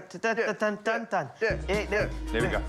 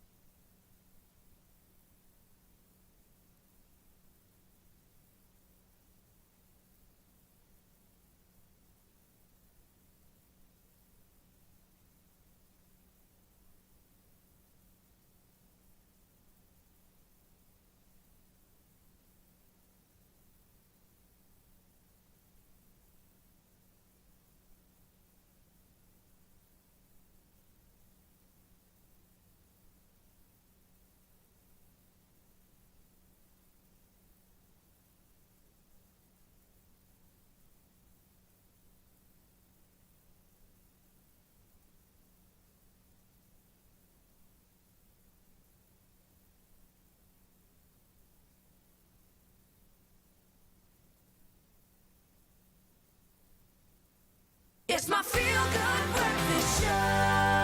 Welcome back. You are live with Expresso as we dive into the final hour of the show. The incredible Brett Newski has traversed the globe to get to one of his favorite places to perform, which is right here in South Africa, and he's going to perform for you in a moment. He's even got a tambourine strapped to his foot. It's going to be spectacular. But right now, we're going to get into those news headlines and our sporting headlines and the weather one last time. Thanks a lot, G. Let's take a look at those news headlines for you.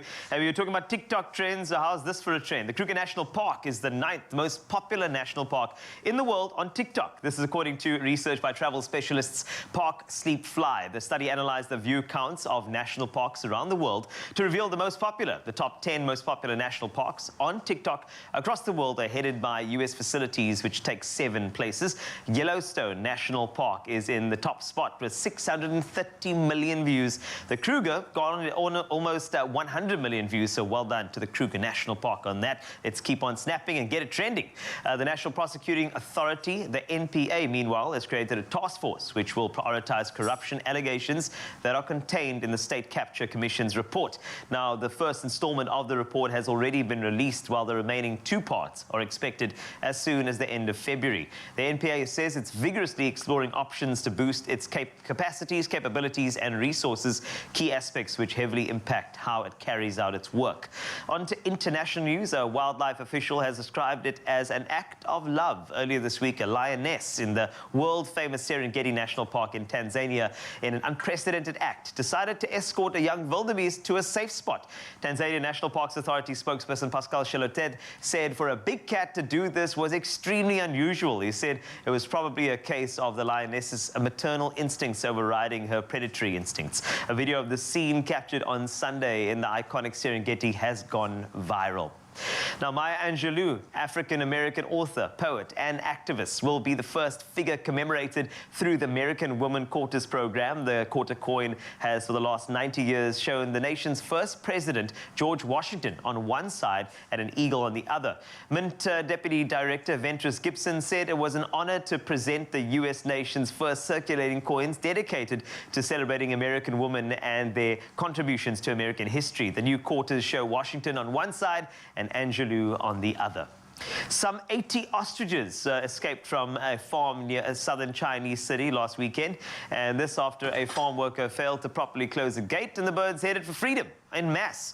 They paraded while some ran and others jogged merrily along the Chongzhou before an entire contingent of extremely fit police helped the owner round the huge birds up. Fortunately, no one was injured. The dash for freedom in Chongzhou was hardly the first time animals had run loose in a city. In October 2020, a herd of cows escaped from a dairy farm in Victoria, Australia. One of them even ended up on a trampoline. In September last year, 5 zebra wandered around an American town for several days after escaping from a private farm, in so doing earning their stripes. And towards the end of last year, 2 huge rhinos made a successful, albeit short-lived, bid for freedom from a game farm near our City of Roses, Bloemfontein. That's where I leave your news on your Feel Good Breakfast show for the morning. Up next, sport. Here's Graham.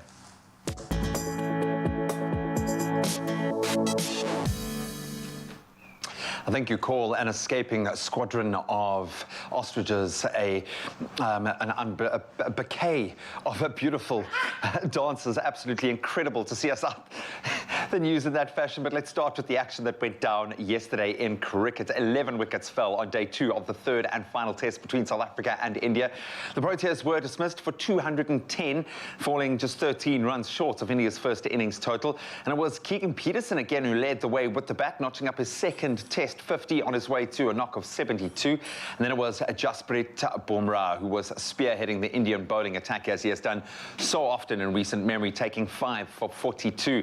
But South Africa will definitely take the momentum into day 3 with India 17 for 2, really making the most of that little burst that they had at the end of the day's play. Kagiso Rabada and Marco Jansen removing both Indian openers before the close of play. Then on to football. Chelsea have eased into the Carabao Cup final as they closed out a comfortable 3-0 aggregate semi-final win over Spurs last night. Tottenham never seriously threatened to overturn Chelsea's 2-goal first leg advantage.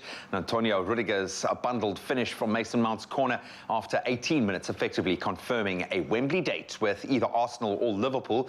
It was a night of frustration for Spurs, on the other hand, with their former Chelsea manager Antonio Conte frustrated on the sideline, saw 2 penalties correctly overturned by VAR, while Harry Kane also had a goal ruled out as offside. The first leg of that second semi-final between Arsenal and Liverpool will take place from 9:45 tonight. And staying with football, Mali and Tunisia's AFCON game finished in chaos yesterday after the referee first signalled for full time on 85 minutes, then ended the match when the clock showed just 89 minutes and 47 seconds.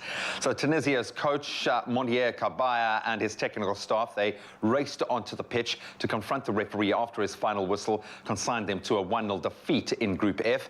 20 minutes later, however, the tournament organisers, they ordered the game to be played to a conclusion. However, Tunisia's players did not return to the field, which meant Mali were declared winners. Incredible. Other results saw Gambia beating Mauritania 1-0, and the Ivory Coast, who I think fancy the title, overcame Equatorial Guinea with the same scoreline. Then on the biggest drama in tennis from, I think, any year, really, Novak Djokovic has admitted there were mistakes on his immigration forms and to meeting a journalist despite testing positive for COVID-19. So Djokovic made the admissions in an Instagram post to clarify, and we quote, ongoing misinformation about his movements. The men's tennis #1 is hoping to play in the Australian Open next week, but his participation has been overshadowed by the row over his visa. Djokovic, who is unvaccinated, had his visa revoked on the 6th of January, shortly after arriving in Australia, amid questions over the vaccine exemption that would have permitted him to enter into the country. Then on Monday, a judge dramatically overturned the decision and ordered the release of the player from detention, and he was immediately back out in court. Will he make it to the tournament? Well, we'll watch that space, but that's where we leave our sporting headlines this morning. Time for one last take on the weather and see what temperatures we have in store today.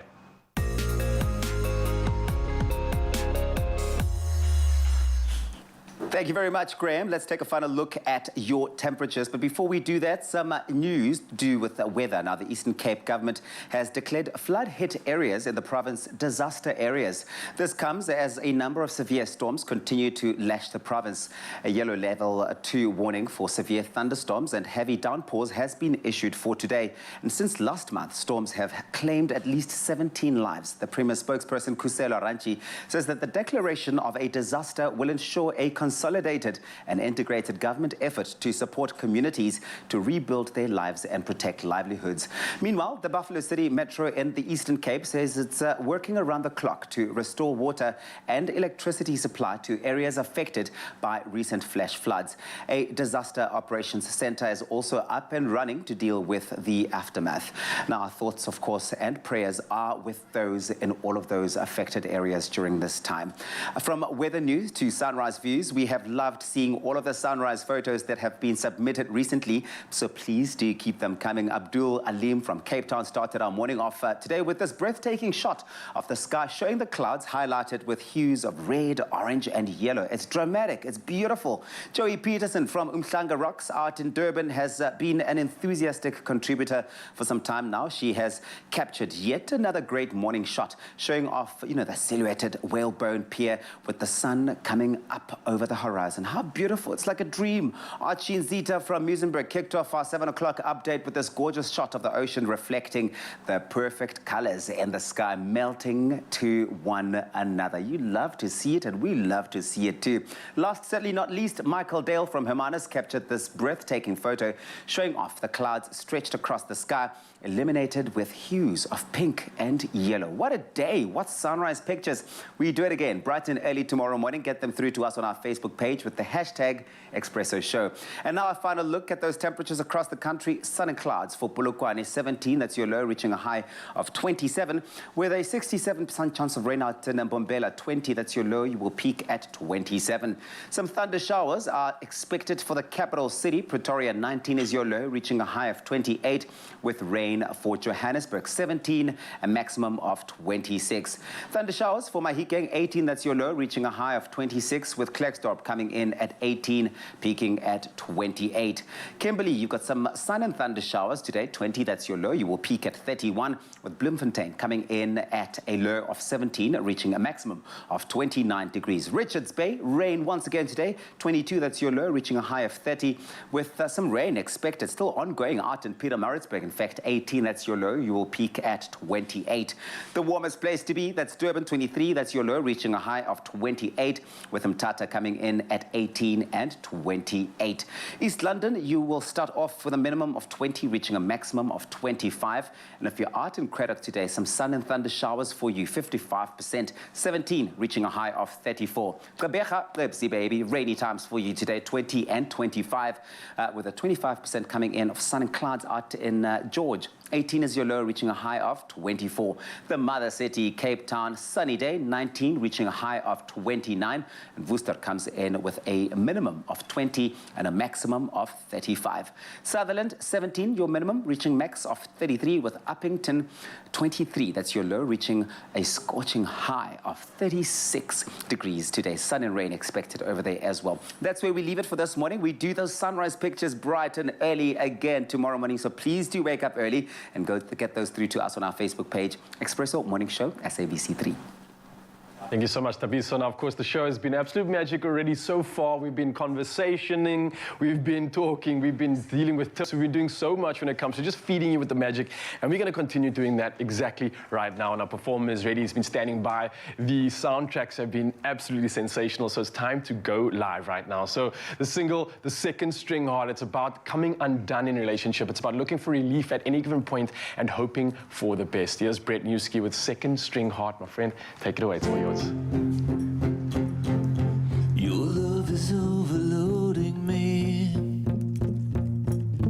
It comes out my eyes, it's getting hard to see.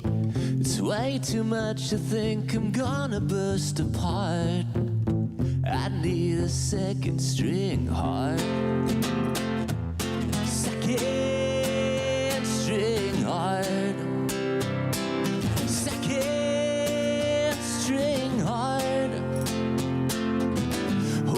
Is loaded and it's bound to burst apart. I need a second string heart.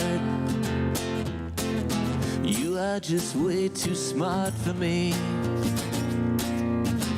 I'm pulling out my hair, you're getting way too deep.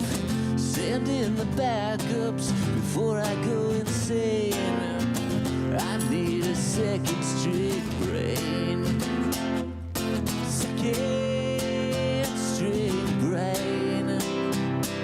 Second string brain.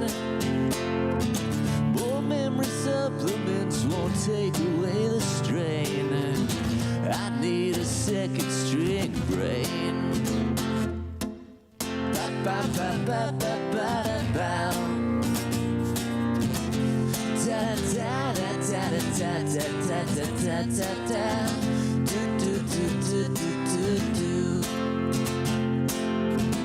You wear me out, you know you do.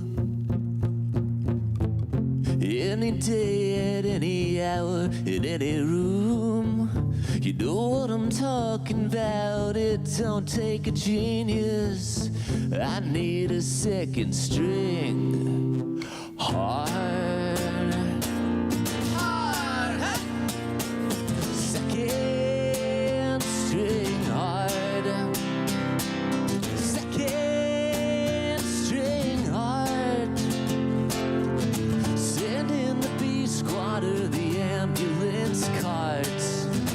I need a second string heart. I need a second string heart. I need a second string heart. Magic stuff, Brett Newski in the building. Ladies and gentlemen, that's how you kick it off with the first single. And we've got a second chance to see some more of his magic right after this. Don't go anywhere. And what a bit of fun that was, man. Nice stuff, brother. See you later. Never think 100 Rand is just a clipper. It's a fresh fade or prepaid electricity. It also gets you a gold credit card from only 40 Rand per month, and you still get change. So, do you want a bank that takes your money or a bank that takes your money seriously? Get a Nedbank Gold credit card that helps you afford more.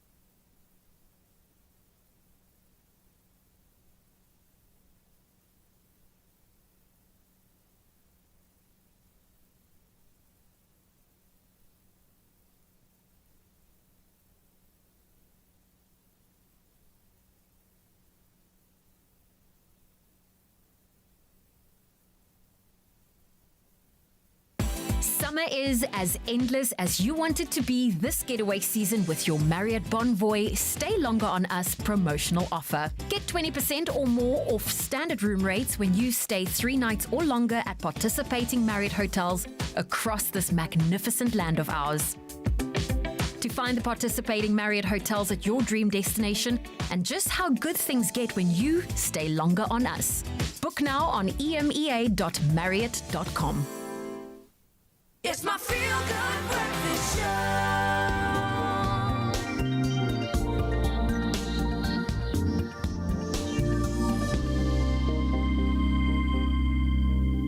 Dr. Dan is back. Now the year can officially start. We love turning our attention to the great beyond, in fact, beyond the great frontier. For the last 30 years, a plan has been building to create the world's largest radio telescope called the Square Kilometre Array. Now, luckily for us, it's being co-hosted here in South Africa in the Karoo, and the infrastructure work at the site is set to start this year. This is massive for the scientific community here in South Africa and the world.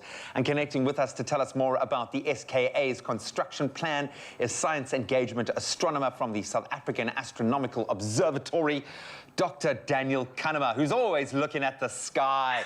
Dr. Dan, all the best for the new year, my friend. Great to be connecting with you. How are you, first of all?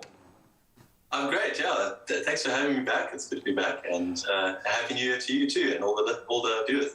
They are watching, they are listening, because we are ready for some big advents on our calendar this year when it comes to the progression of astronomy. Now, what is the Square Kilometre Array at its heart, and how will it be the most advanced radio telescope in the world? What's going down, or going up, I should say? Yeah, so it feels like we've been talking about the SKA for a long time, as you said.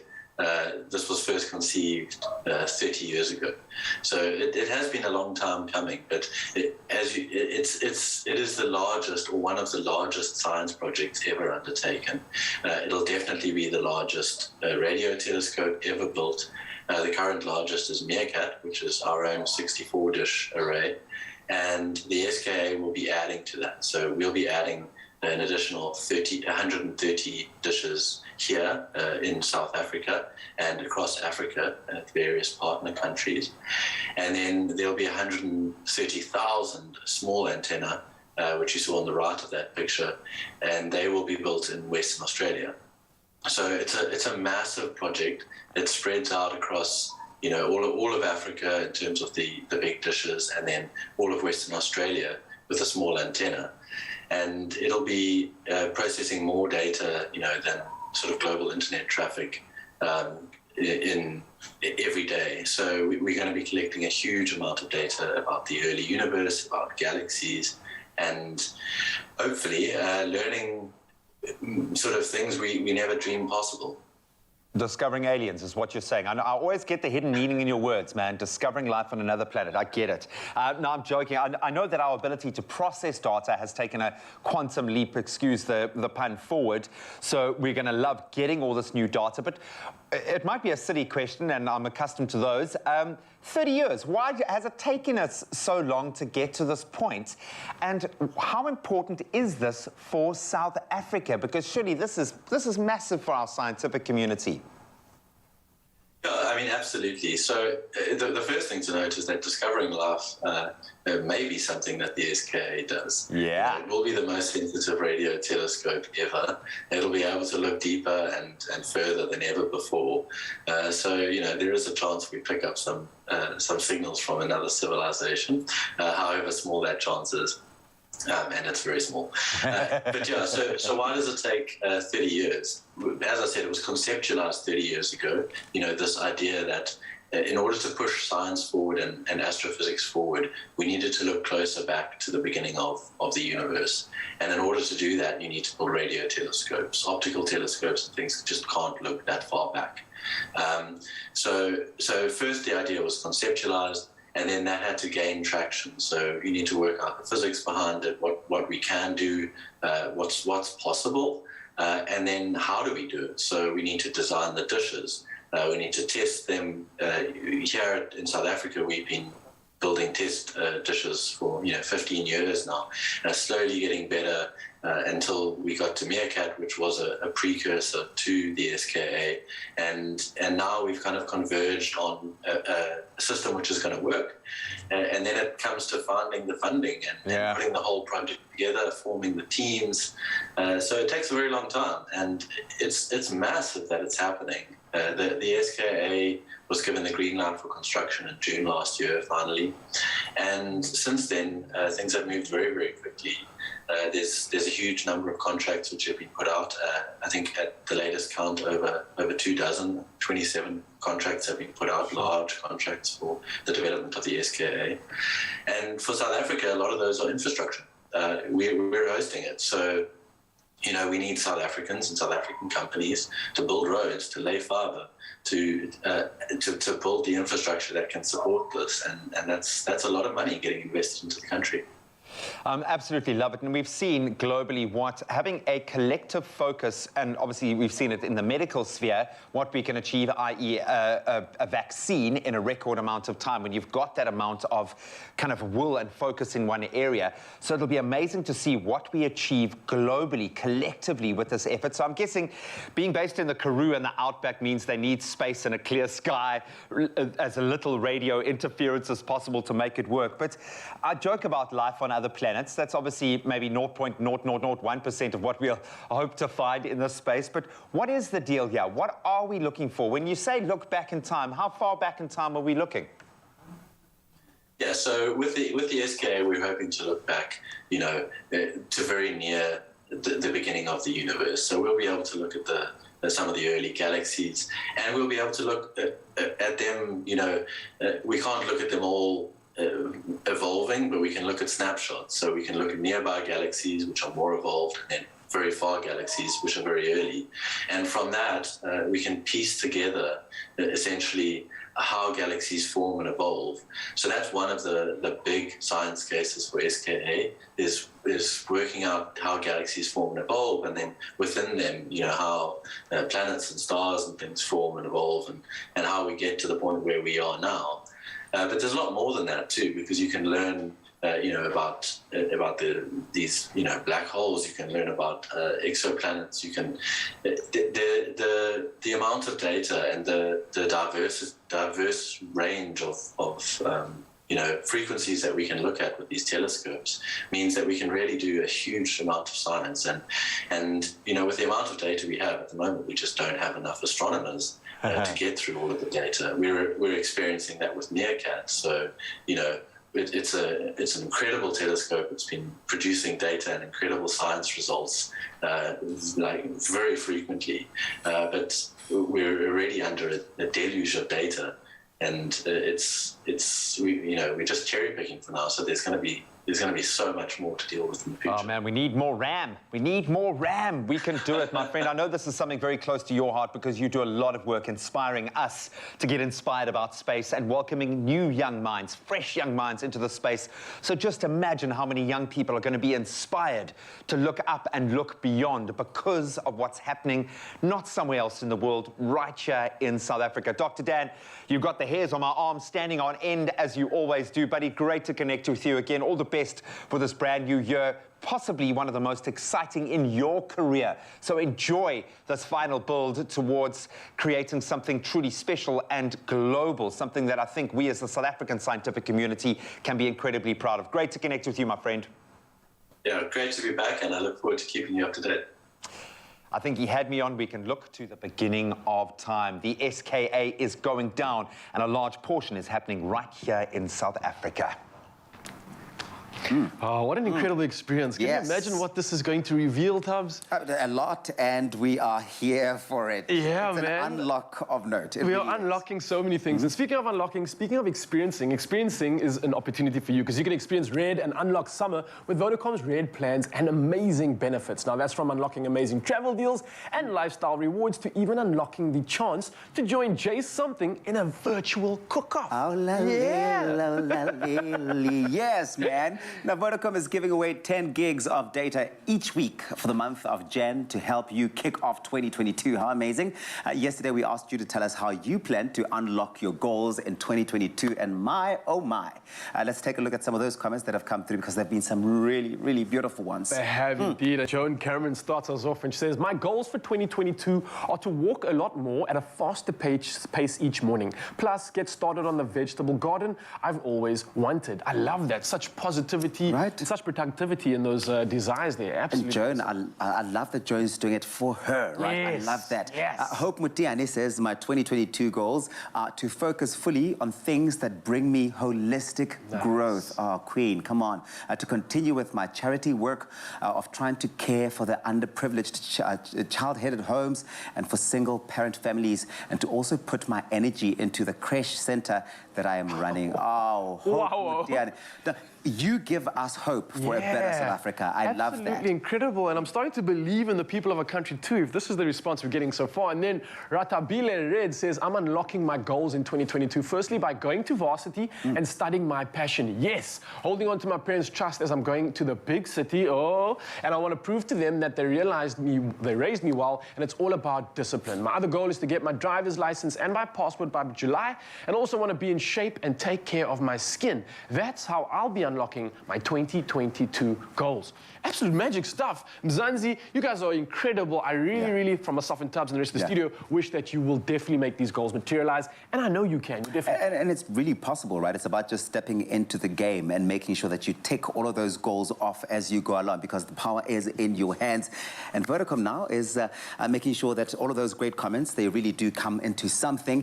One lucky winner will be announced. It's 2022. We can't wait to see what it's got in store for us. But of course, Vodacom is really getting us off to a really incredible start by giving away the 10 gigs of data each week till the end of Jan. Yes, please. Now, all you have to do is reply to the competition post on Facebook, Twitter, and Instagram, and tell us how you plan to unlock your goals in 2022. Don't forget to use that hashtag #UnlockYourSummer. The competition closes today, guys. Today at 10 o'clock this morning. Please get entering. Be a part of the game. And, of course, know that T's and C's, you can find them on expressoshow.com. Good luck. Luck with those goals, too. Love it. Some people just choose to experience life the normal way, while some choose to experience life the red way. Experience red and unlock more this summer. Further together, Vodacom.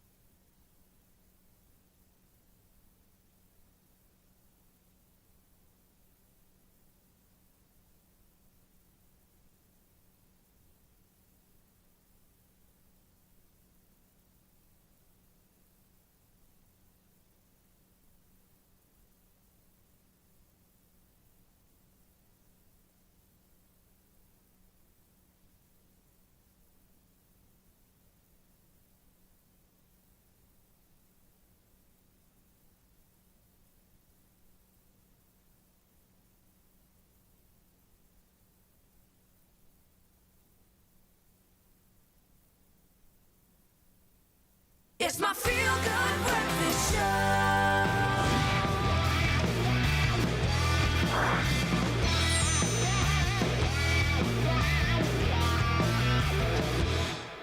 Welcome back to your Feel Good Breakfast Show. This is Expresso on S3.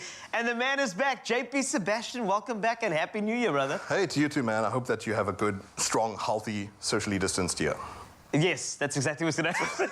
What an awkward beginning. JP leaning away from the person you just come to say hello to. Yeah, I just wanted to be so warm and friendly, but it's okay, you know, as long as you're safe. But what a year of movies that we can look forward to. But before we go ahead to looking forward to all the drops this year, let's reflect. Now, I need to admit to you, we're going to do 6 movies today that are your favorites from last year. Yeah. However, I've only seen one. Oh, for real? Of this. No, that's fine. Like, here's the thing. Whenever I'm doing these things, I'm not being a snob. I'm not saying this is what you should be liking. I'm saying these are little gems that personally hit the spot for me. Okay. We want to know actually what hit the spot for you. I'm sure there's going to be some sort of social media post about that. Definitely. But man, like my choices, I realized, damn, these are depressing. Like they're actually intense, and really, there are movies that are on my list. Yeah, no, this is the best thing. So let's start with the father, Anthony Hopkins. I know that critics have been saying that this is one of his best screen performances. Gee, how do you say that, eh? And they're right. It seems. Good grief. Olivia Colman as well, who won the Oscar for The Favourite, which is another movie that I keep talking about that people should watch. Pen and paper, tablet, whatever you like, take notes, whatever. Watch these movies, they're really beautiful. The Father, however, I must warn you, if you have a family member who is going through dementia, which is some sort of inevitability that even you and I might see, just, this movie is really about addressing that elephant in the room. Yes. So for a lot of the time, the characters are like, you know, skirting around the issue, not really want to say, we're not trying to avoid saying directly, and that's what one of the beautiful gifts, one of the takeaways from this movie, is that it centers the person with the suffering, rather than treating them really like, oh, they're a piece of the furniture. How do we, you know, a lot of movies sometimes with people with disability, they're an apparatus that moves the story along, kind of thing. But it really puts Anthony Hopkins, who is this character going through dementia, at the front and center of it, and he does it incredibly. Like, how do you tell the story of your mind feeling like it's unraveling? Moving. All of these things made me chunk, man. This movie, The Father, was incredible. By the way, these were all movies that were released that all South Africans had the opportunity to see on big screen last year.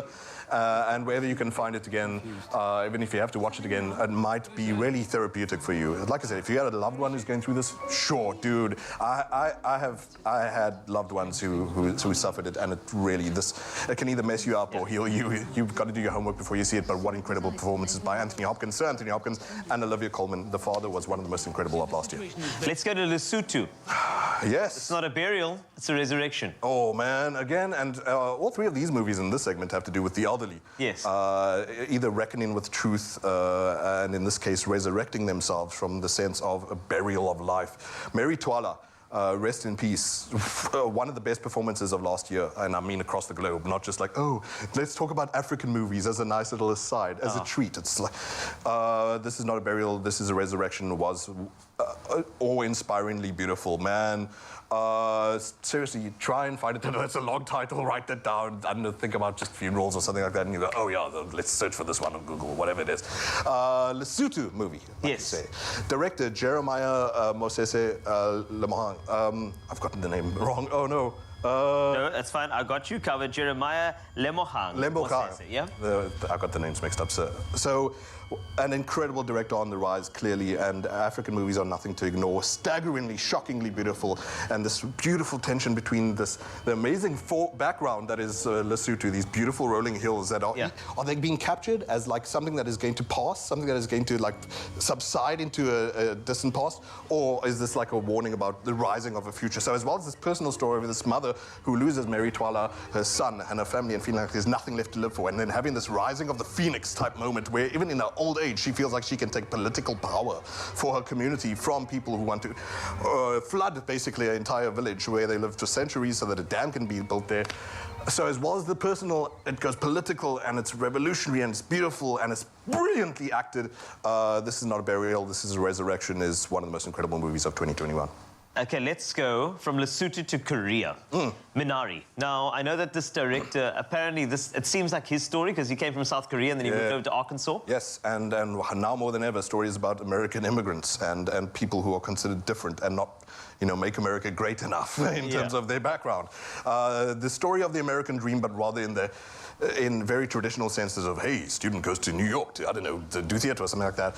Immigrant family trying to make a life from the soil, and then the pain of that, and the pain of feeling like an alien in your own community when you are as American as anyone else. Doesn't matter that you're an immigrant, whatever.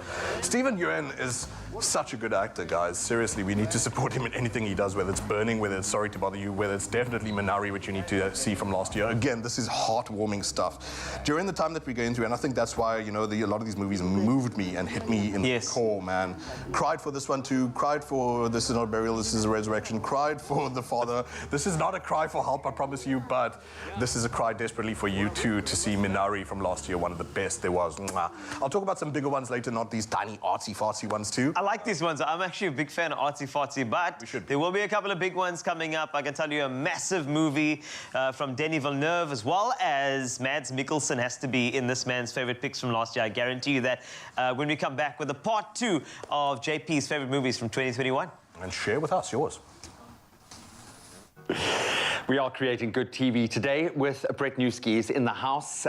He's managed to strap another instrument to himself, so I'm even more excited about this performance. So, to set the premise, Black Taxi Car was written after his van was stolen in Detroit. I don't know if that's where vans get stolen in the US, but that kind of makes him a bit South African. But the song isn't only about that. It's about questioning your life entirely. So brace yourself. It's going to be another magical performance. Brett, the stage is yours. It's about screwing up real bad.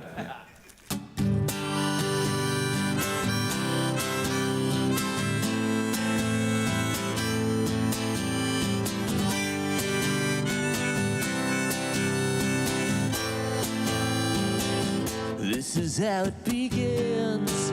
Your kiss and the bricks on the sidewalk. This is how it begins. You're spinning and speaking in code. This is how it begins. This is how it goes and goes again. I would rather resign than draw the line. I've gone too far in the days gone dark, all alone in a black taxi car. This is how it begins. There are bars where there used to be windows. This is how it begins. No one answers my only phone call. This is how it begins. This is how it goes and goes again. Now I'm back in the lurch, broken hearted. I've gone too far in the days gone dark, all alone in a black taxi car.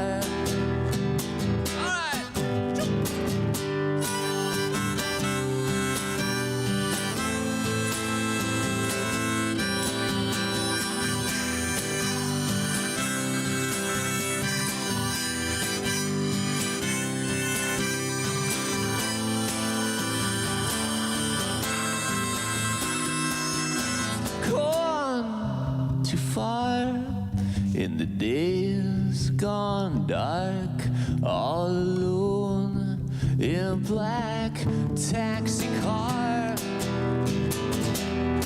Well, I've gone too far in the days gone dark, all alone in a black taxi car. Oh! You're all alone in a black taxi car. All alone in a black taxi car.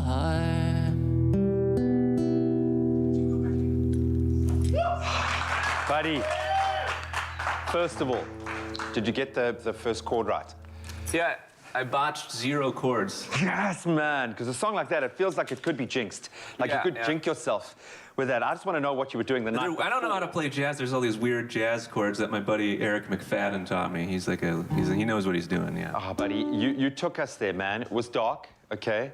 But we felt it. I think there are a lot of people relating to you right now. We've all had a day like that. And to where you wake up in the back of a cop car? Yeah, man, or kissing the pavement. I get it. And as Dr. Zeus says, unlurching yourself is not easily done. Ah, nice. But you are here, and the places he'll go in South Africa. He is performing all over SA before continuing a global tour. You have an opportunity to see an incredible performer live and in person. And after the last few years, that is amazing. So make sure that you follow him for all of those details. One more performance coming coming your way? Is it going to be a happy one? Is it going to be a sad one?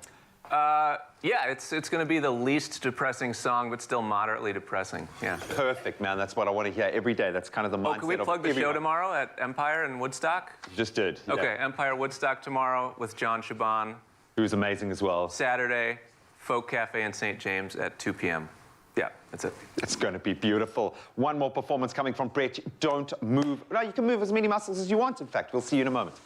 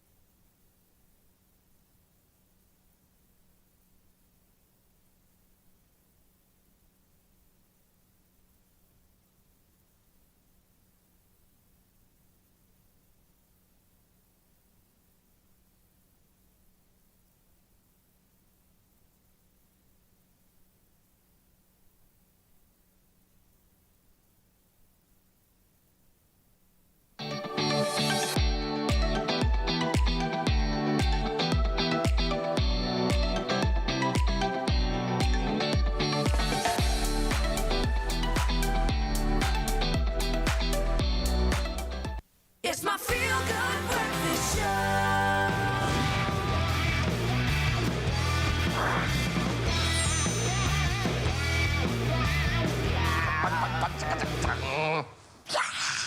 Excuse me. Hi, welcome back to your Feel Good Breakfast Show, Expresso at S3. In case you missed it, our first part featured JP's top picks for 2021. The best movies. We had The Father, This Is Not a Burial, It's a Resurrection, as well as Minari. We've got 3 more for you, and let's hit it with the first movie this is legit on my list, Judas and the Black Messiah. Yeah, and I haven't seen it, and I feel bad about it. Oh, no, you and a lot of South Africa, too. This only entered in South African charts up at number 6 when it opened, which is weird, because it's gigantic. It's, yes. You know, the names on this are gigantic. The story on it is gigantic. The size and everything about it and the accolades that it received and whatever. So even though these are gigantic movies, I'm talking about some of them. These were kind of sleepers in 2021, and you owe it to yourself to try and see some of these. I need this. When you get the time. It's nice to see Ryle saying, where can he see these too? With legal means, I'm sure, Ryle. Legal means, yes. Absolutely, yes. Speaking of illegal then, the amazing story of Fred Hampton and how he was. And this movie, this is the first gift of it, is that it pulls no punches. During the time of Black Lives Matter and all these marches and protests and all that kind of stuff, you often try to see, obviously, pop commodities like film bandwagon off the energy, but they try to dilute it. And we see this often, especially as South Africans, with whether it's our struggle heroes. Yeah. It's like, Mandela, he was the guy who just used to dance nice, right? He used to wear the funny shirts. Or we've seen even the dilution of Desmond Tutu in some news media. But Judas and the Black Messiah totally does not pull punches in such a surprising way because it's a major studio, it's Warner Brothers.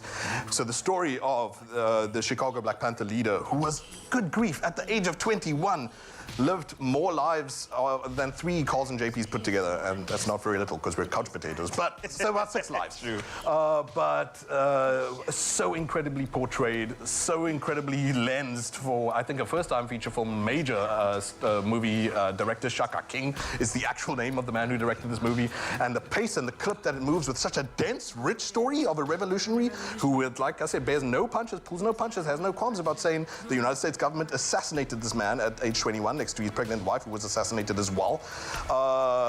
Powerful story during a time when we need to not water down the facts, especially when we're talking about stuff like white supremacy, when we're talking about a culture and an economy that needs to change, a structure to support human beings. It does not bear any punches and is so amazingly performed. I'm going to annoy our makeup artists if I keep swishing my hair around. No, but that's how intense these movies are. Your hair flops around all the time. It does all the time, so don't worry about it. I'm just focusing on the movie. We need to make sure that we see Judas and the Black Messiah. Another one, I knew that Mads Mikkelsen would pop up in one of your top picks in 2021, and another round is this movie. And I believe that the storyline is essentially people who decide to drink every single day to see what happens. Yeah, it's my biopic, isn't it? I mean, water, of course, nourishing fluids. Okay. No, I'm being silly. Don't worry. JP got no problems like that. But we all know people who do. And so powerful was another round. What a weird way to put that. I'm sorry, I'm being Yoda this morning.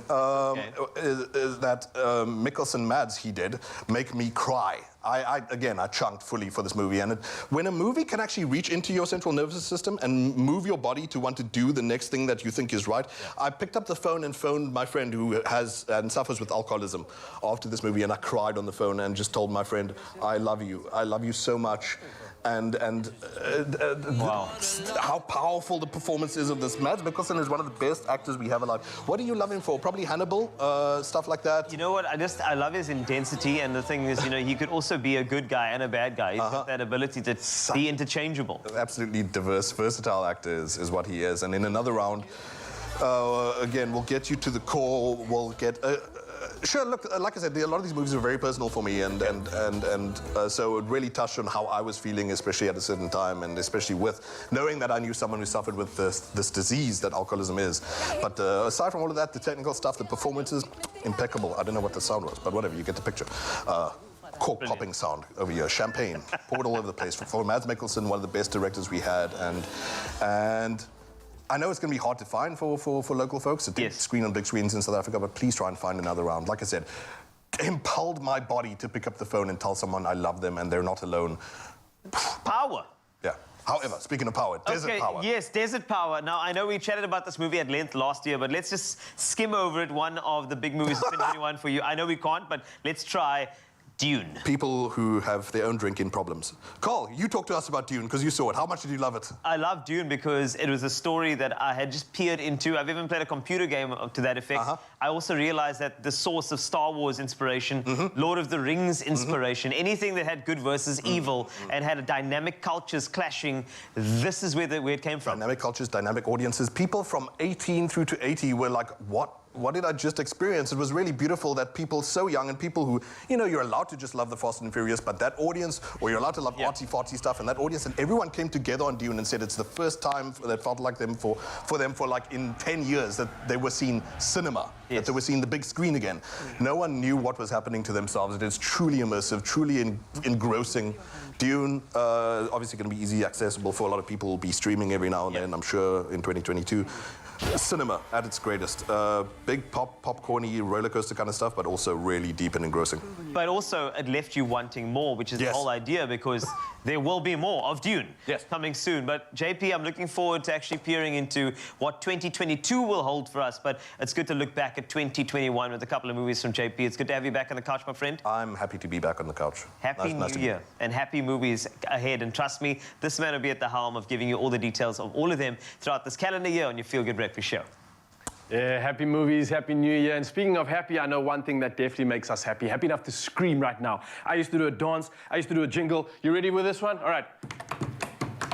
Ice cream, you scream, we all scream for ice cream. Ice cream, you scream, we all scream for nice cream. Yes, nice cream is a thing, all right? It's not just a fun Joel. It's something you can put in your body, and the main component is banana. And to give it that creaminess we all love, we're using Clover Authenticos plain yogurt. Now, the only authentic Greek-style yogurt in South Africa. And here to show us how we do this delicious, happy-making meal is Chef Chewy in the building. Choo, choo, choo, choo, choo. No, I'm also in that. You'll see the ice cream. Yeah. Let's make some nice cream. Yes. Nice cream starts off with a base of... Okay, let me give you guys a tip. Whenever you're blending anything, I don't know if anyone has ever mentioned this before, whenever you're blending anything, make sure that the item that's closest to the blades is the liquid, because you don't want to start dry then... I've done that mistake so many times, and then you just get like all the liquid on top, and then it's like this... Sitting there, doing nothing. Yeah, so start with the solids. Make a sneaky little young culinary conundrum solved over there. Nice. That actually helps you with blending your items. That's why you don't end up doing that thing where you take it out and you put it back. Avoid that. Avoid that. So we're going to start with our bananas. We semi-frozen them. That's just to help with once we put it into the freezer, it all goes together. And we literally are making this ice cream. We're making it. Right? We're not like adding ice cream to ingredients. No, not at all. This is awesome. I think everybody wants to know how to make ice cream. All right, so we started with our bananas, and we've also added some maple syrup. You could also add honey. You could add agave syrup, whatever that works for you. You could even make a sugar syrup where you just dissolve the sugar in some water and then add that for additional sweetness. And then in here goes about a cup of our Authenticos. I'm going to add as much as I possibly can. Because it's also semi-frozen, I'm going to add a little bit more so that it actually blends together. The best part is that once it's in the freezer anyway, if you do see that it's forming those icicles, just take it out, stir it a bit, and then keep doing that. Another thing about Authenticos, I absolutely loved it, the fact that we've got a great opportunity to use in various ingredients, and also the fact that it's got many flavors, right? Now, they're available in a 750-gram range, and the flavors come in coconut and apple and cinnamon. And today, we are going to be making use of the plain flavor because we're adding all the good stuff back into this, okay? Yes. So, step one, blend it up, right? Blend it all up. It already looks like something that I can enjoy. Just as it is already. I mean, we've got some good vitamins and minerals in there. We've got some good macro balances. So this is like another meal on its own already, and it hasn't even become an ice cream. And imagine putting some oats into this and like leaving your overnight oats. That's another step altogether, you know? So this goes into the freezer, and this can chill overnight. If you want it to be somewhat like a, you know, like a smoothie bowl, you could also do that. Put it in the fridge for like 2 hours. Take it out once it's firm. Add all of your toppings there, where you can add some muesli, some fresh fruit. It's completely up to you. But we want ice cream though. So how do we get it to an ice cream form? This goes into the fridge. You can set overnight. You can do that like right now if you want to. If you wanted to, you mentioned, Ryle, that you could use a whole lot of different ingredients. I mean, we chose to use bananas today. You could use your berries. You could use your fruits. You could use nectarines. It's completely up to you what you choose to use. And then this fridge is insane. I know. It's like a time machine. Overnight. Look at that. Miracles do happen in the Expresso kitchen. So after night, basically, we'll end up with something like this. Correct. It's ice creamy, it's icy, it's got all those textures, and we can kind of just roll it up into a ball and get going. What's the next step? Scoop it up now. We've got our... one of the most important things as well, whenever you're scooping ice cream, make sure to go with a nice hot scoop. Because if your ice cream scoop is hot, it's cold, it's not going to help you scoop easily. That's smart. So make sure it's nice and hot. And it's so easy to just create that ball like you've just done, yeah. And then the fun times begin. You can decorate your ice cream cone. I'm going to set it like that. Okay. And then you can decorate it. You've got some melted chocolate. You can actually chop up some nuts there, and you can do your thing. Nice. We've got some cashews here, right? We've got some cashews there. I'm going to go all Master Chefy here and show you why I am the chef that I am. Why you are who you are, the esteemed, the only one, Chef Tumi, the award winner herself. Yeah. So you could even put, if you wanted to, inside the actual blender, you could put some of these ingredients that we've put in there as well to give the texture. Or as you're layering it up in the ice cream, in the loaf tin, you can put your nice cream first, add all these ingredients, get the texture. Like that. It's completely up to you, but just do your thing. And look how good this looks. I reckon we could sell this. We should put this online. Highest bidder wins. What do you think we'll get for it? Ryle's Nice Cream Services. I like that. I like that. Let's do it. I love this, and it's something that the whole family can get involved in as well. I know not everybody's back at school. I know some people are still enjoying the last few days. So maybe you can make the most of the opportunity that you have. Have some fun in the kitchen with moms or dads or pops or the whole family, and get your nice cream on it. It's got some good ingredients in it as well. So it's not as unhealthy as you think. It's got vitamins, minerals, the macro balance is there, and you can get all the recipe ingredients on ExpressoShow.com. Chef Jimmy, well done, well played. Thank you. Ooh, scream. scream, you scream, we all scream for nice cream. There is a classic mayonnaise that brings out the traditional French in 3 levels of tanginess. The mild classic, the medium classic, the strong classic. Tangy, the way you love it. Made with love by Clover. Only you can make my day.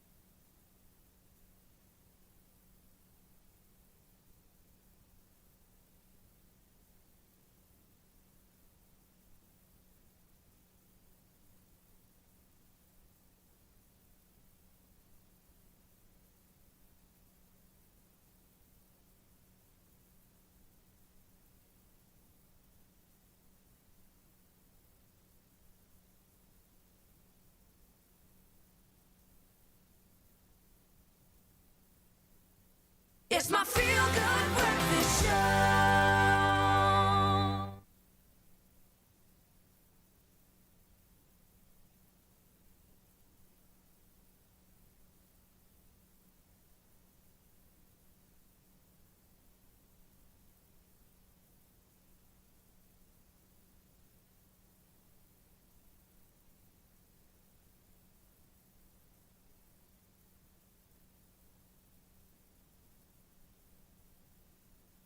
It's my feel-good breakfast show.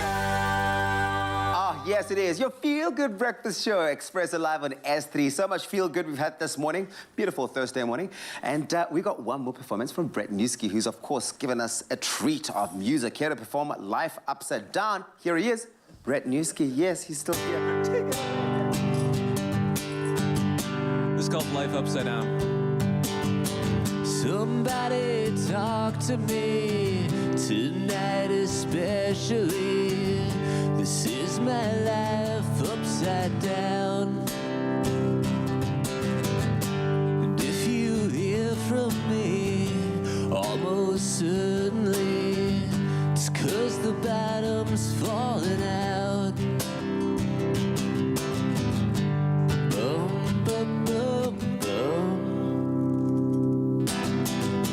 So sick of everything, all this remembering that my life's upside down.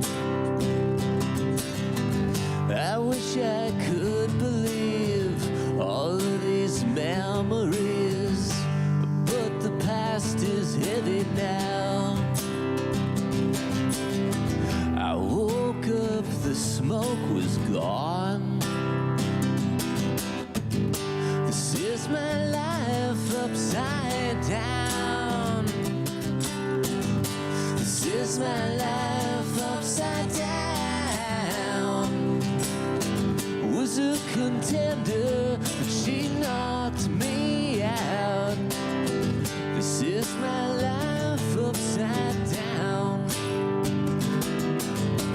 It seems you speak these things so perfectly when my life's upside down. I need small dreams, somewhere to sink my teeth, something to wrap my brain around. I woke up, the smoke was gone. I spoke up, I spoke it wrong. This is my life upside down. This is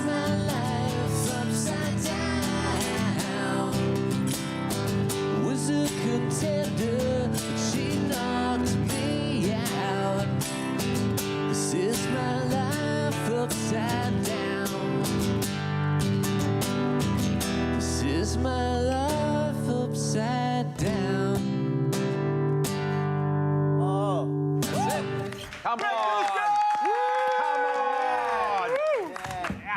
Oh, man. What a man, what a talent. Come on. Oh, come on, son. Come on, son. Oh, yes. That's never been done man. I love that whoa, guy. whoa, whoa. Oh, you've got to tap that to yourself for the rest of the day. Brett Newski, you are a rare and incredible human being. Thank you so much for joining us. You guys know, don't forget, we love you. See you tomorrow.